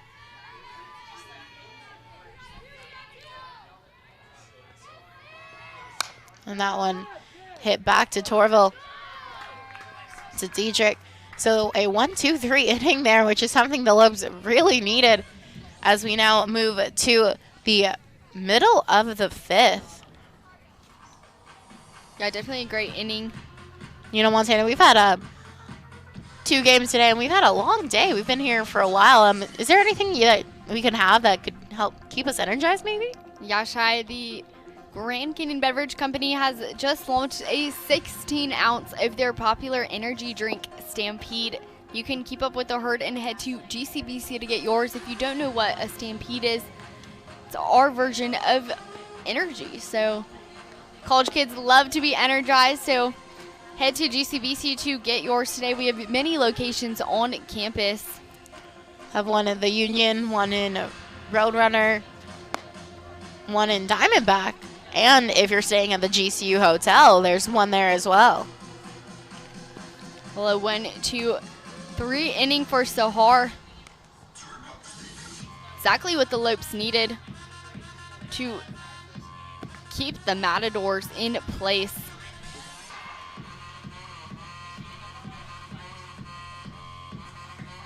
Lopes really need to get the back swinging as we head to the bottom of the 5th.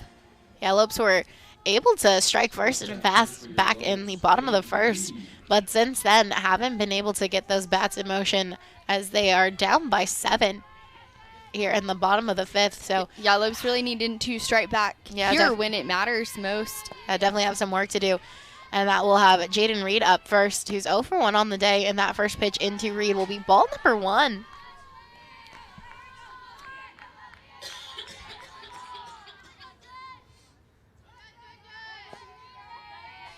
Reed, one of those freshmen that we've been talking about that have done some great work here for the Lopes, offensively and defensively, as that pitch will be ball number 2 to Reed. Yeah, and we got to give the freshmen credit as they're in their first season of collegiate softball. This is new to them. Still trying to adjust. I mean, it still is early on in the season, and they're facing tough competitors. Every tournament that they've been to has been excellent teams, which Coach Ann Pearson does that for a reason, to make her girls stronger. So, and that will be ball number 3 to Reed. And strike number 1 called, so her count will be brought to 3-1 here in the bottom of the 5th.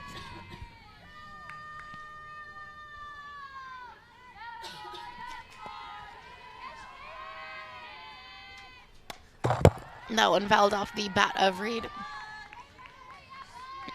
So now her count will move full to 3-2.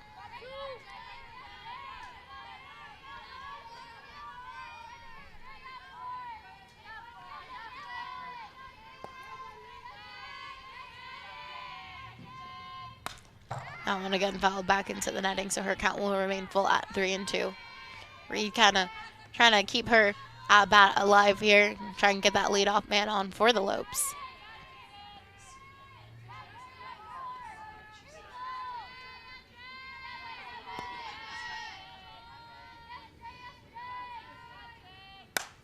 And that one hit high into center and caught there by the center fielder for CSUN. So that will be out number 1 for the Lopes. And that will bring up Lily Bishop now in as catcher for the Lopes, who's 0-2 on the day, looking for her first hit. Yeah, good catch out there by Stewart, as you see her dancing out there on the screen.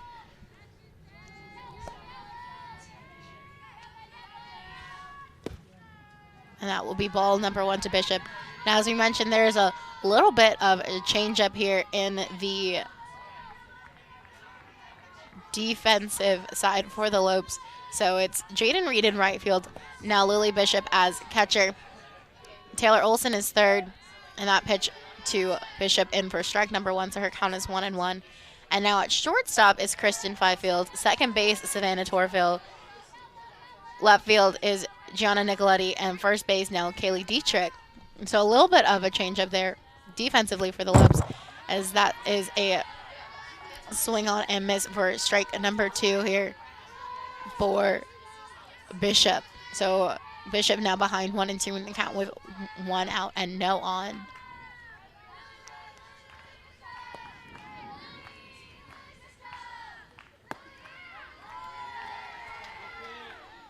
And James not too happy with that one, as she was hoping that to be called strike number 3, but instead a ball number 2, so that evens up Bishop's count at 2-2.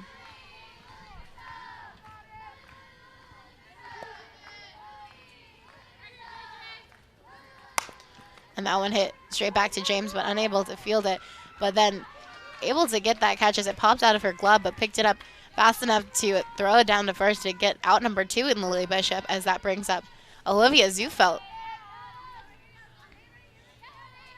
who's the right-hander designated person here for the day, who's 1 for 2 so far in this game.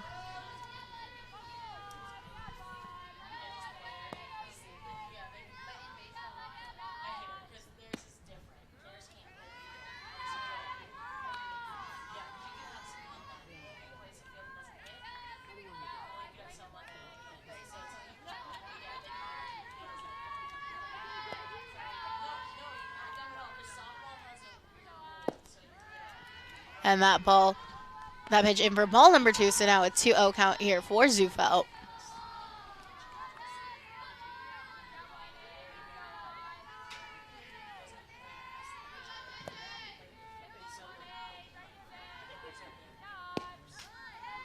And that will be ball number 3 to Bishop. Sorry, to Zufelt.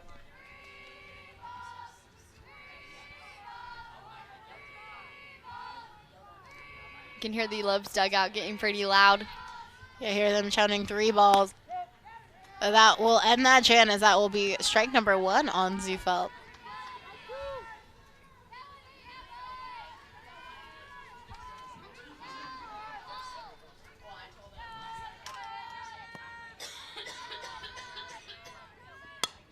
And Zufelt will hit that one, and it'll bounce up to the second baseman, and that will record out number 3 here in the bottom of the 5th. So the Lopes will lead no one on with no hits as we head to the top of the 6th. You'll get more softball right here on GCU TV.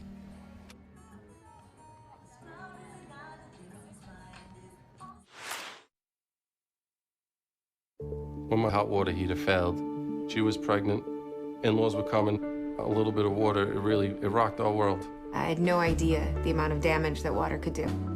We called USAA, and they greeted me as they always do. Sergeant Baker, how are you? They were on it. It was unbelievable. Having insurance is something everyone needs, but having USAA, that's a privilege. We're the Bakers, and we're USAA members for life. USAA. Get your insurance quote today.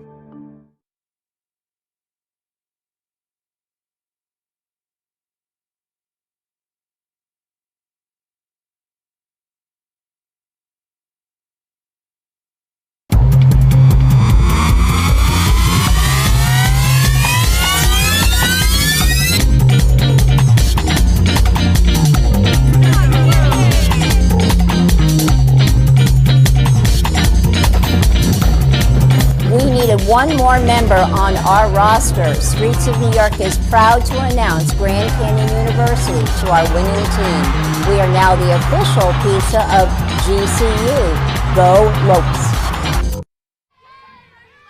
Up to bat here for the Matadors in the top of the sixth is Jessica Alexander, the right-hander third baseman, who's 2 for 3 on the day in that first pitch from Sahar in for ball number 1.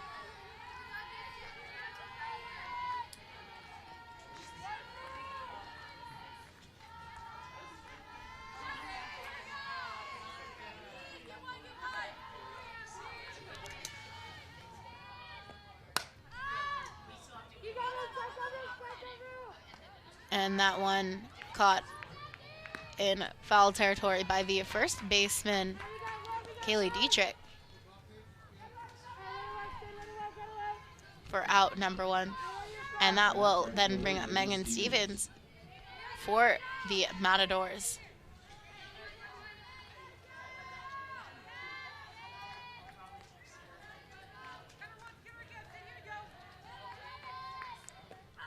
And that pitch from Sahar in for ball number 1.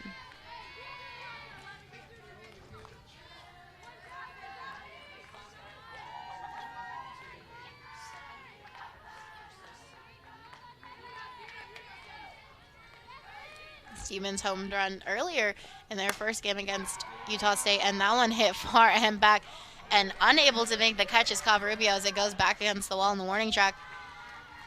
And Stevens will make it to second. Definitely could have been a much-needed out there.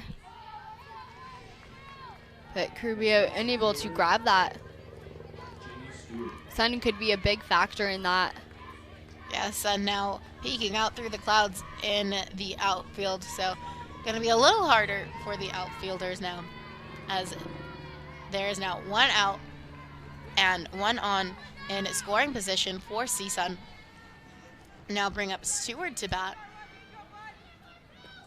And that one, Stewart will fly that one high, and that will be caught by Covarubio. Definitely redeeming herself there. Yeah, great grab. Nice running catch there into left center there by Covarubio. Able to record out number 2. Unable to get that throw back in time there to not allow the runner to advance any.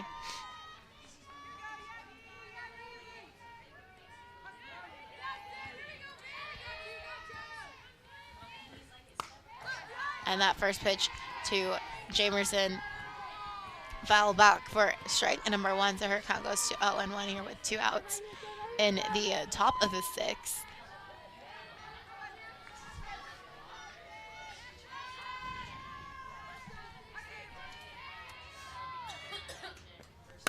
And that pitch fell down the third baseline for strike number 2, so quickly down 0-2 in her count. Sahar looking to get out number 3 here.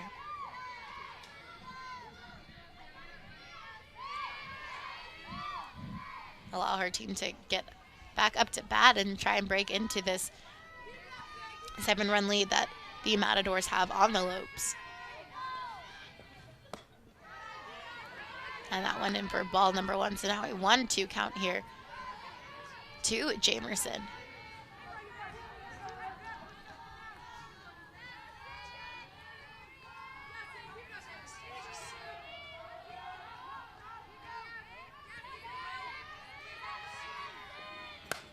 And that one hit by Jamerson, but hit foul just past the dugout on the third base side. So her count will stay at 1-2 here in the top of the 6th. CSUN has 2 outs with a runner in scoring position. Lopes trying to not allow any more runners to come across the plate here in these top parts of the innings.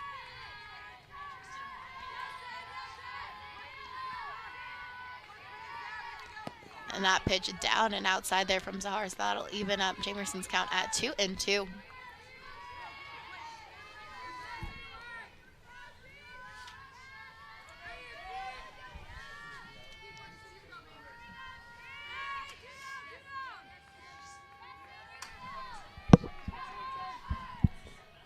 pitch from Sahar is a swing on a miss, and that's a big out there. Yeah, big, much needed out for the Lopes. Cutting any more damage that could come across the plate, and the Matadors having that runner left on second. So still an 8-1 game as we go into the middle of the 6th. Well, you can celebrate the Ethington Theater Dance Ensemble's 10th anniversary season with Moving Forward, a concert that aspires to elevate conversations on dance toward a vision of social harmony. Performances will begin on April 17th. You can get your tickets at the Ethington Theater box office. And again, students getting free with your GCU ID. So more free things for college students, which we really enjoy. Have some more softball that you can watch right here on GCU TV. I had some fun getting a free t-shirt at the baseball home opener last couple weeks ago. Yeah, last weekend with the baseball home opener against Oklahoma State. Took that series 2-3. In a lot of our basketball games, students also get some free tees. So, And speaking of baseball, currently are leading Fordham 4-3 in the bottom of the 5th. The baseball had a double header today. Yeah, they dropped that first one to CSUN earlier. And now so lots of CSUN action going on here at GCU. Softball and baseball both here for tournaments. And now up to bat for the Lopes is number 8, Taylor Olson, the right-handed third baseman. And that first pitch to Olson is in for strike number 1. Lopes looking to try and get the leadoff man on here in the bottom of the 6th. Lopes 6 more outs to try and break this 7-run deficit that they have, as that one is fouled and hit off the net and out of play. So Olson's count will move to 0-2. And as we mentioned, athletics here. Men's volleyball just defeated number 6 Pepperdine. So big win after defeating UCLA on Friday. And big swing on him is there by Olson. So just like that, down on strikes for out number 1. So that will bring up Kristen Fifield. Looking to get things going here for the Lopes in the bottom of the 6th. Well, Cheyenne, I really like seeing the continued intensity from the Lopes despite the Matadors' large lead. The ladies show no signs of giving up. As that is in for ball number 1 for Fifield, and this next pitch will be called strike number 1, so her count will even up at 1 ball and 1 strike.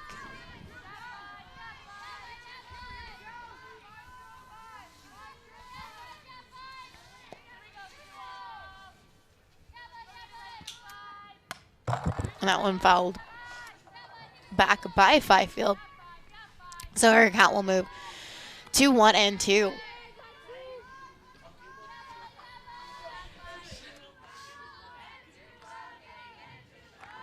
So Lopes have 1 out here in the bottom of the 6th. Fifield behind in the count 1-2 as she'll foul that one back over the top of the net, and that one landing back onto the field. So her count will remain at 1-2 here.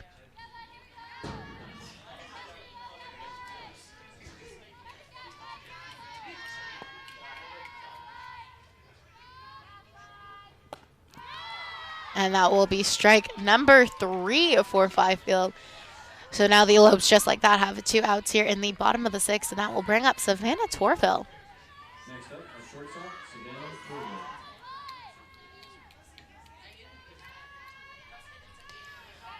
Lopes looking to get some 2-out rally here going and try and cut into this lead while they can with this at-bat here in the 6th.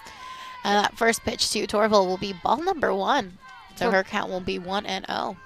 Torville's last at-bat, she was hit by a pitch. She did get on base, but was left stranded.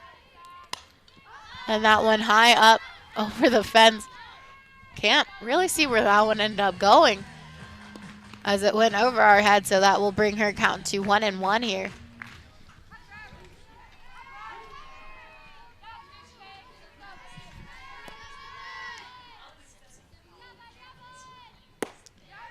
Torville able to keep her bat from going around. So that will be ball number 2. So her count will move to 2-1.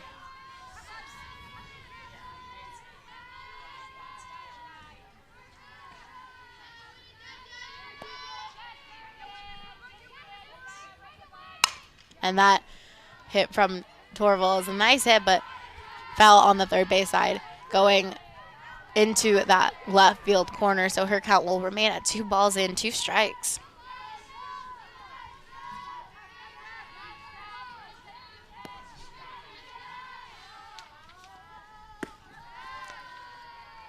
And that will be ball number 3, so that will bring Torville's count to a full 3-2.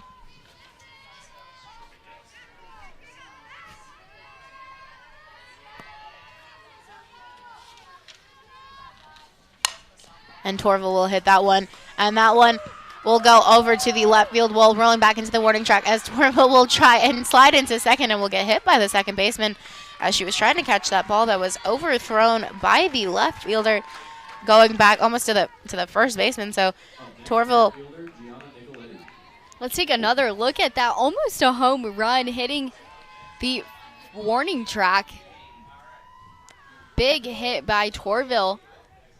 And Torville will be safe there at second. So the Lopes getting a little bit of a 2-out rally here, as that will bring Gianna Nicoletti to the plate for the Lopes.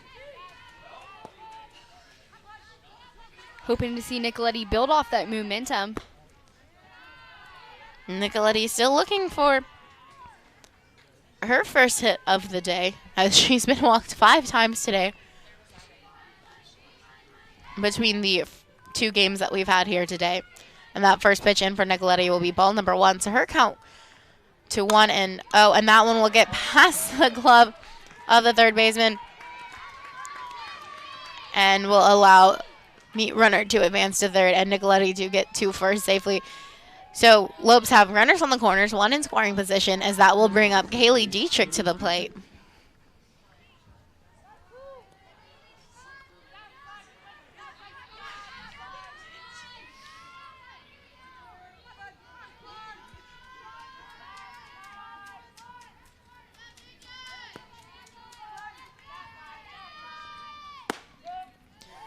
And that first pitch into Dietrich will be called strike number 1.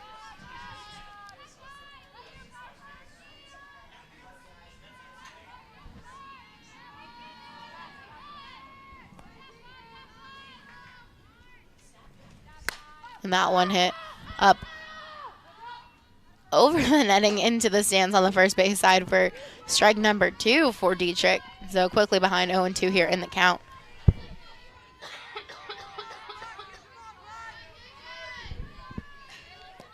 Dietrich trying to get at least one of those runners across the plate, as that one will be fouled back, so her count will remain 0-2.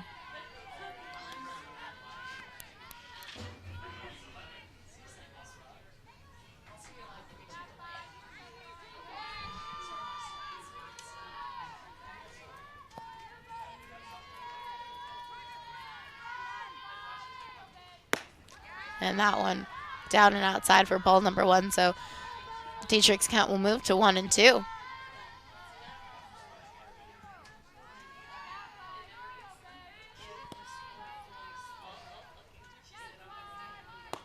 And that one up high, so quickly her count goes even at 2-2.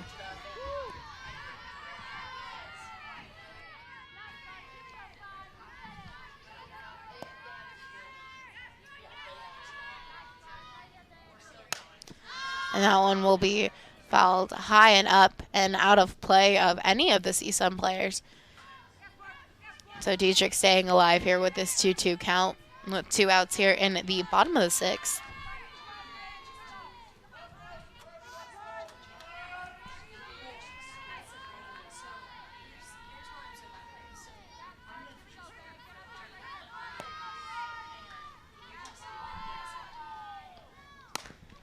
And that one fouled back by Dietrich.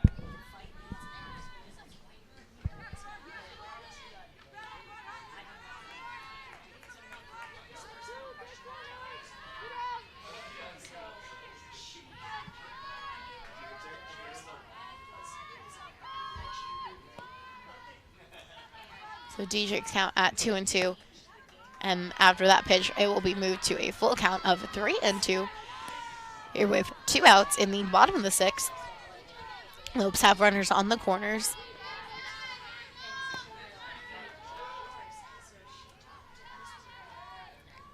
Dietrich 0 for 2 today. And that will she'll change that one. Change that, and that will bring 1 run across for the Lopes and bring 1 more runner into a scoring position here.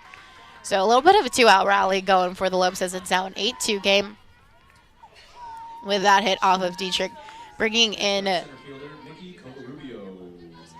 Torville and having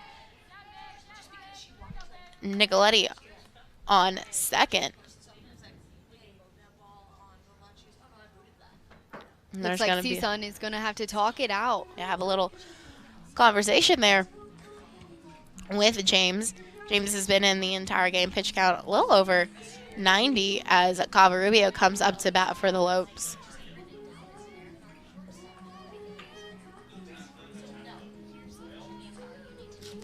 Oh, Lopes trying to look to get back in here. Brought 1 run across here in the bottom of the 6th. Haven't done that since the bottom of the 1st. So in will Covarubio up to the plate. Lopes still have 2 on, 1 runner in scoring position on second.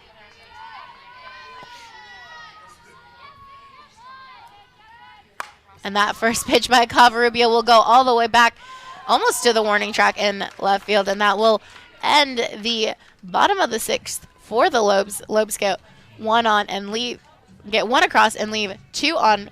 And you'll have more softball in the top of the 7th right here on GCU TV.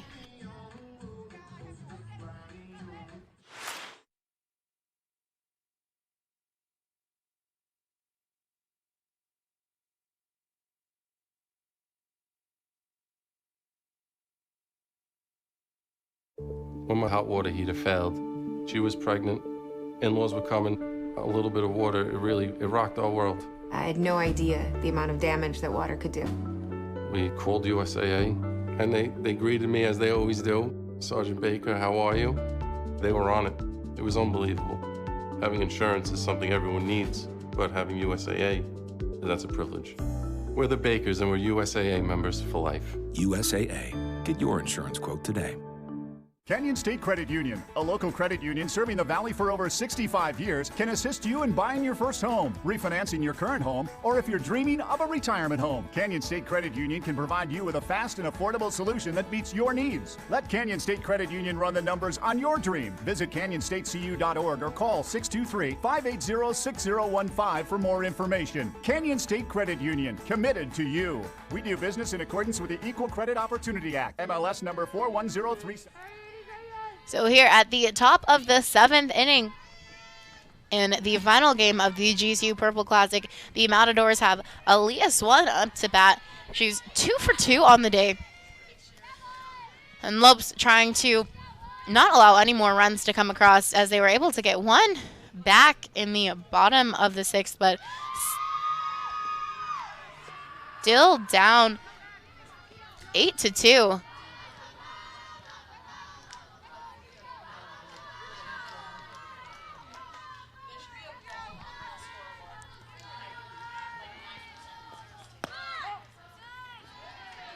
And so it is now a 1-1 count to Swan.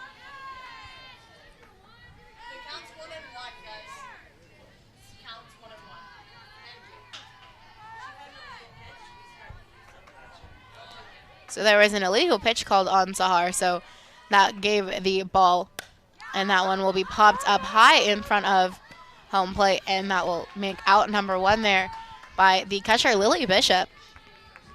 So Zahar had that illegal pitch that gave the first ball, and then threw that first strike and popped up on that 3rd pitch. So working back from getting that illegal pitch called on her. And that will bring up the first baseman, Alyssa Vasquez.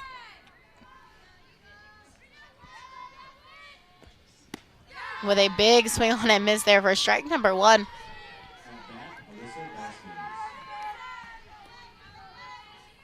So Lopes looking to try and get the last 2 outs here in the top of the 7th before they come up and try to have a breakaway bottom of 7th to get back into this game, as that will be ball number 1.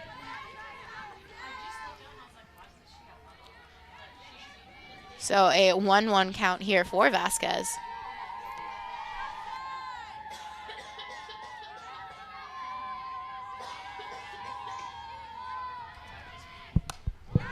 And that one popped up by Vasquez to Taylor Olson to record out number 2. So just like that, the Matadors down to their last out here in the 8th.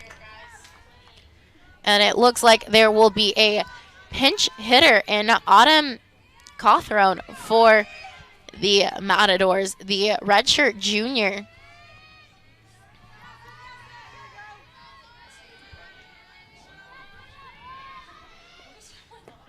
And the first pitch from Sahar will be in for strike number 1.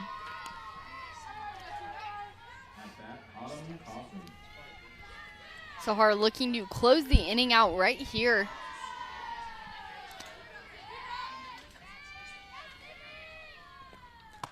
A big swing on him is there by Cawthron. So now Matadors down to their final strike here in the top of the 7th, before the Lopes will come back to a bat and hopefully end it right here. And that one fouled onto the first base side there by Cawthron. So her count will remain at 0-2.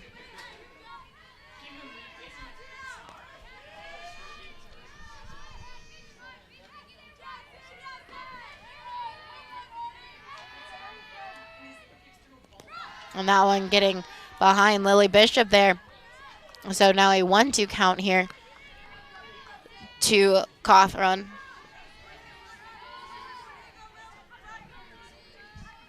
So 2 outs with nobody on here in the top of the 7th for CSUN. This pinch hitter in Cawthron. This is her first at bat of the season. And that one fouled back into the netting. So her count will remain at 1-2.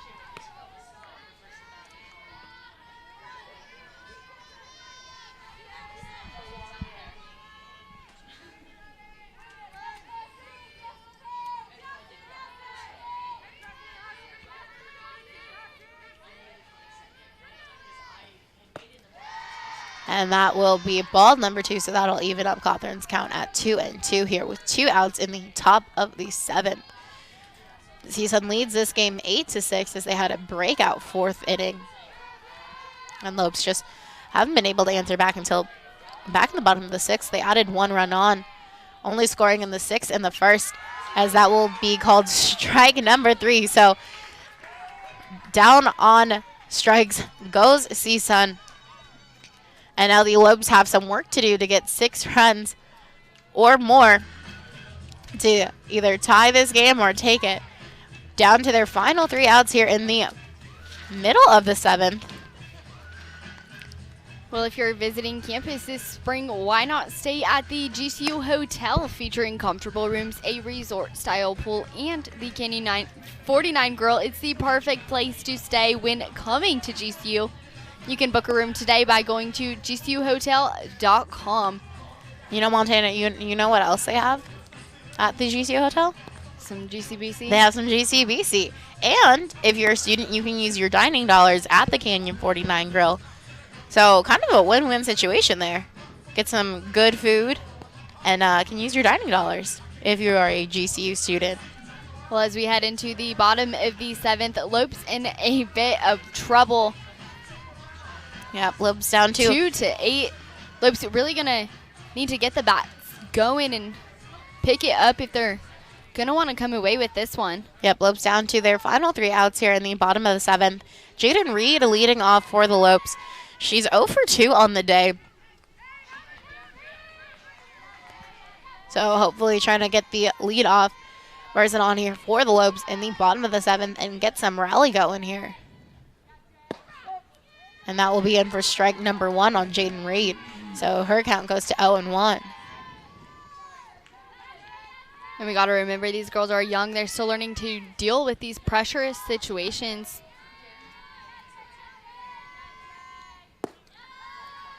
And that will be ball number 1, so that count will even up on Reed as 1-1. Lopes able to keep the Matador scoreless in the last 3 innings from 5-7. But the damage was done in 2, 3, and 4, and that one hit by Reed into right field. And so she's on board, so the leadoff person is on board for the Lopes. And that will now bring up Lily Bishop. 0 for 3 on the night for Bishop. So Lopes have the leadoff person on with no outs. Lily Bishop could really come in clutch here.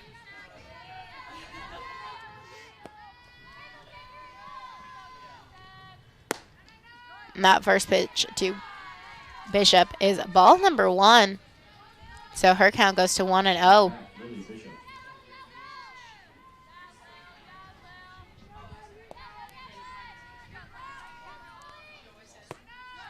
That in for ball number 2 on Bishop.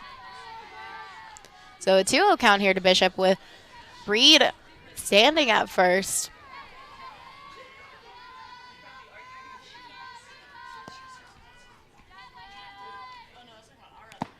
Big swing on him is there by Bishop. So her count will move to 2-1. Looks like the team's going to have a little chat here. Always nice to get those extra words of encouragement from your teammates. Yeah, as Jillian James has been in this entire game for CSUN. Thrown over 100 pitches. So she's trying to close this game out for her team. And the Lopes are trying to extend this game if they can, as that will be in for ball number 3. So Bishop's count now 3-1.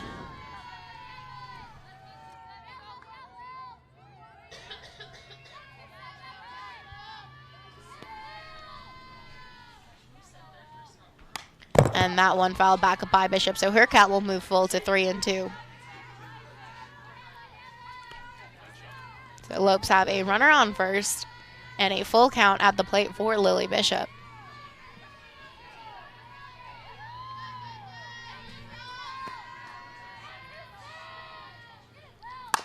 And that one will be hit over the head and through the hole in center. So Bishop will be safely on board and Reed will move to second. So the Lopes have 2 runners on, 1 in scoring position with no outs here in the bottom of the second, down by 6. So Lopes looking to try and break this one open here as we now have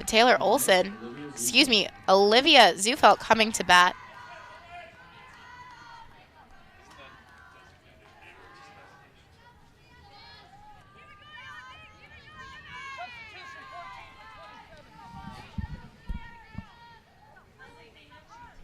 And we'll have Rachel Hammonds to pinch run at first.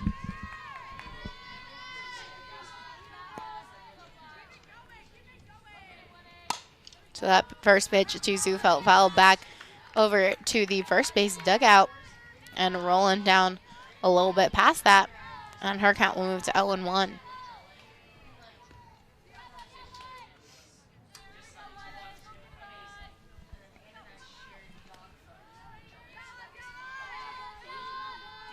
So Lopes have no outs here in the bottom of the second with 2 runners on.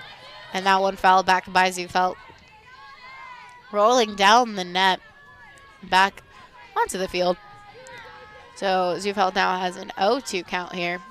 Still no outs with 2 runners on, 1 in scoring position. Lopes down by 6.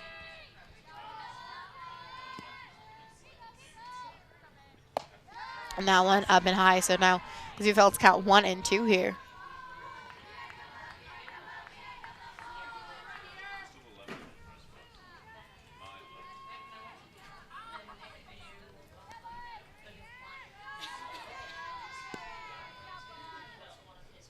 And that pitch unable to be caught as it was hit low in foul territory. So both the catcher and first baseman unable to get there in time. So still a 1-2 count here for Zufelt. And lots of opportunities here. No outs, 2 runners on. Lopes really need to capitalize on these. And that one high, so a 2-2 count now, even it out for Zufelt.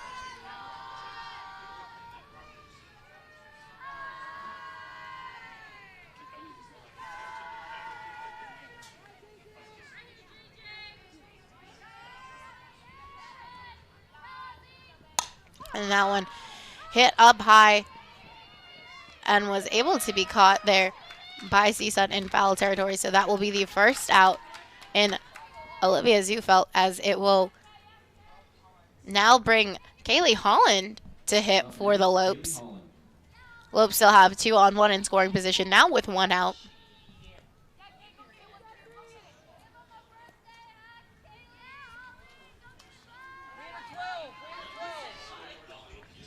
So Kaylee Holland back in the game here for the Lopes.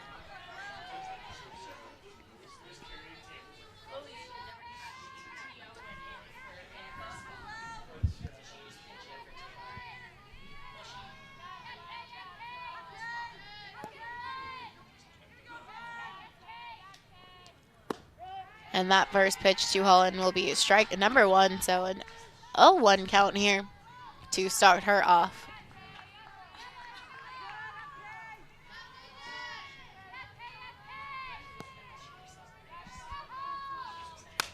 And Holland will get her first hit of the day in a single to left field.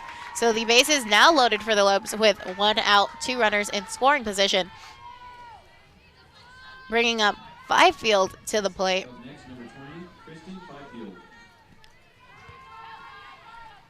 Kristen Fifield, the left-hander.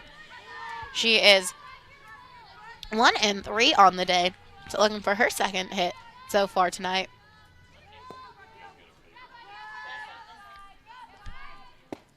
And that first pitch there to Fifield is down low for ball number 1. So 1-0 count with bases loaded, 1 out here in the bottom of the 7th. Lopes down by 6.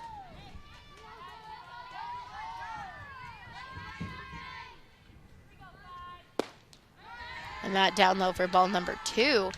So a 2-0 count here to Fifield. As we mentioned, Jillian James for CSUN has been in for the entire game. Allowed 7 hits, 6 strikeouts, only walked 2. And that will be in for strike number 1. So a 2-1 count now for Fifield.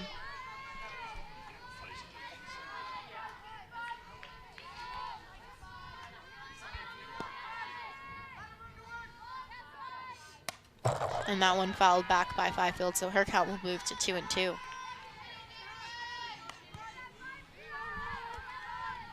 So Lopes having a little bit of a rally here in the bottom of the 7th with bases loaded. Only 1 out. Down by 6.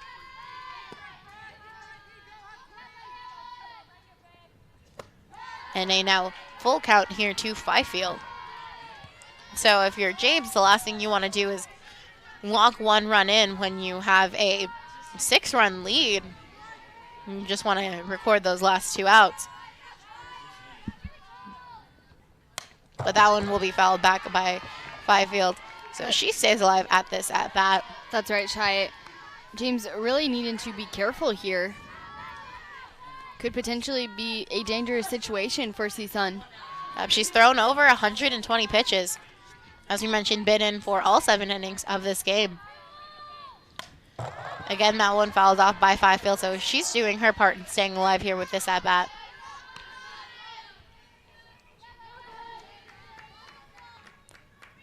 Bases loaded for the Lopes. Full count here for Fifield. Only 1 out here in the bottom of the 7th. And Fifield will hit that one high up into shallow left. The runners will stay, so that will be 2 outs here for the Lopes. The Lopes down to their final out of the 7th. Bringing up Savannah Torville. Lopes still have the bases loaded.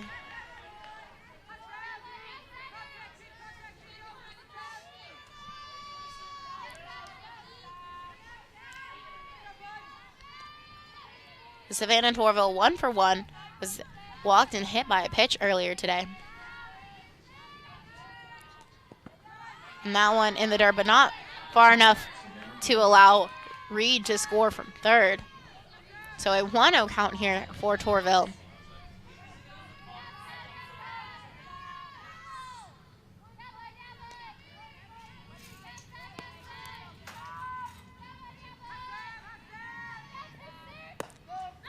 And that will be called strike number 1, so that will bring Torville's count to an even 1-1.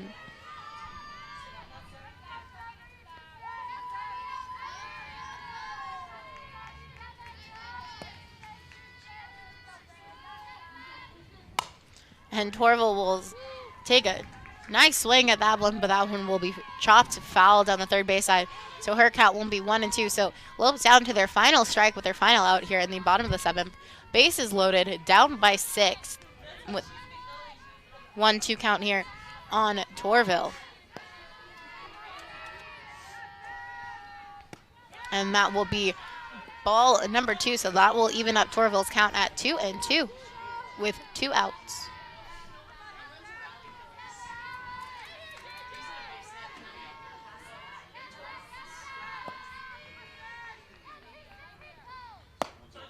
And that will be ball number 3. So just like that, Torville has a full count.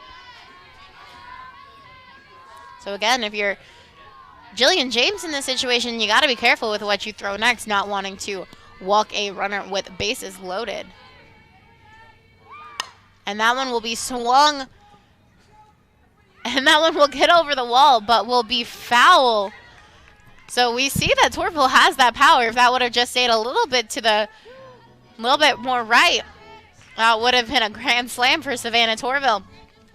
But instead, the runners will head back to their bases, and Torville will keep this challenging at-bat going with a full count here. Yeah, definitely putting some work in here. And that will be ball number 4. So a run will score, and that RBI will be given to Savannah Torville as that run scores on a walk as the bases were loaded. So nowhere to put Reed after that. So Lopes now have a run here in the bottom of the 7th. So an 8-3 game with a CSUN lead, still with 2 outs. And that will bring up Gianna Nicoletti. And that ball will go over the head and unable to be fielded. Wow. And another run will score, not being able to be caught by Swan as it goes past the head of James. And all runners are safe. And a run comes across. So now a 4-8 game here in the bottom of the 7th with 2 outs for the Lopes, still having bases loaded. And it looks like the Lopes will have another pinch runner in Jordan Pearson now at second base for the Lopes. Jordan Pearson is the redshirt freshman out of Chandler, Arizona. So now Kaylee Dietrich up to bat, and the tying run at bat with Dietrich. Lopes really trying to make a comeback here. And that in for ball number 1.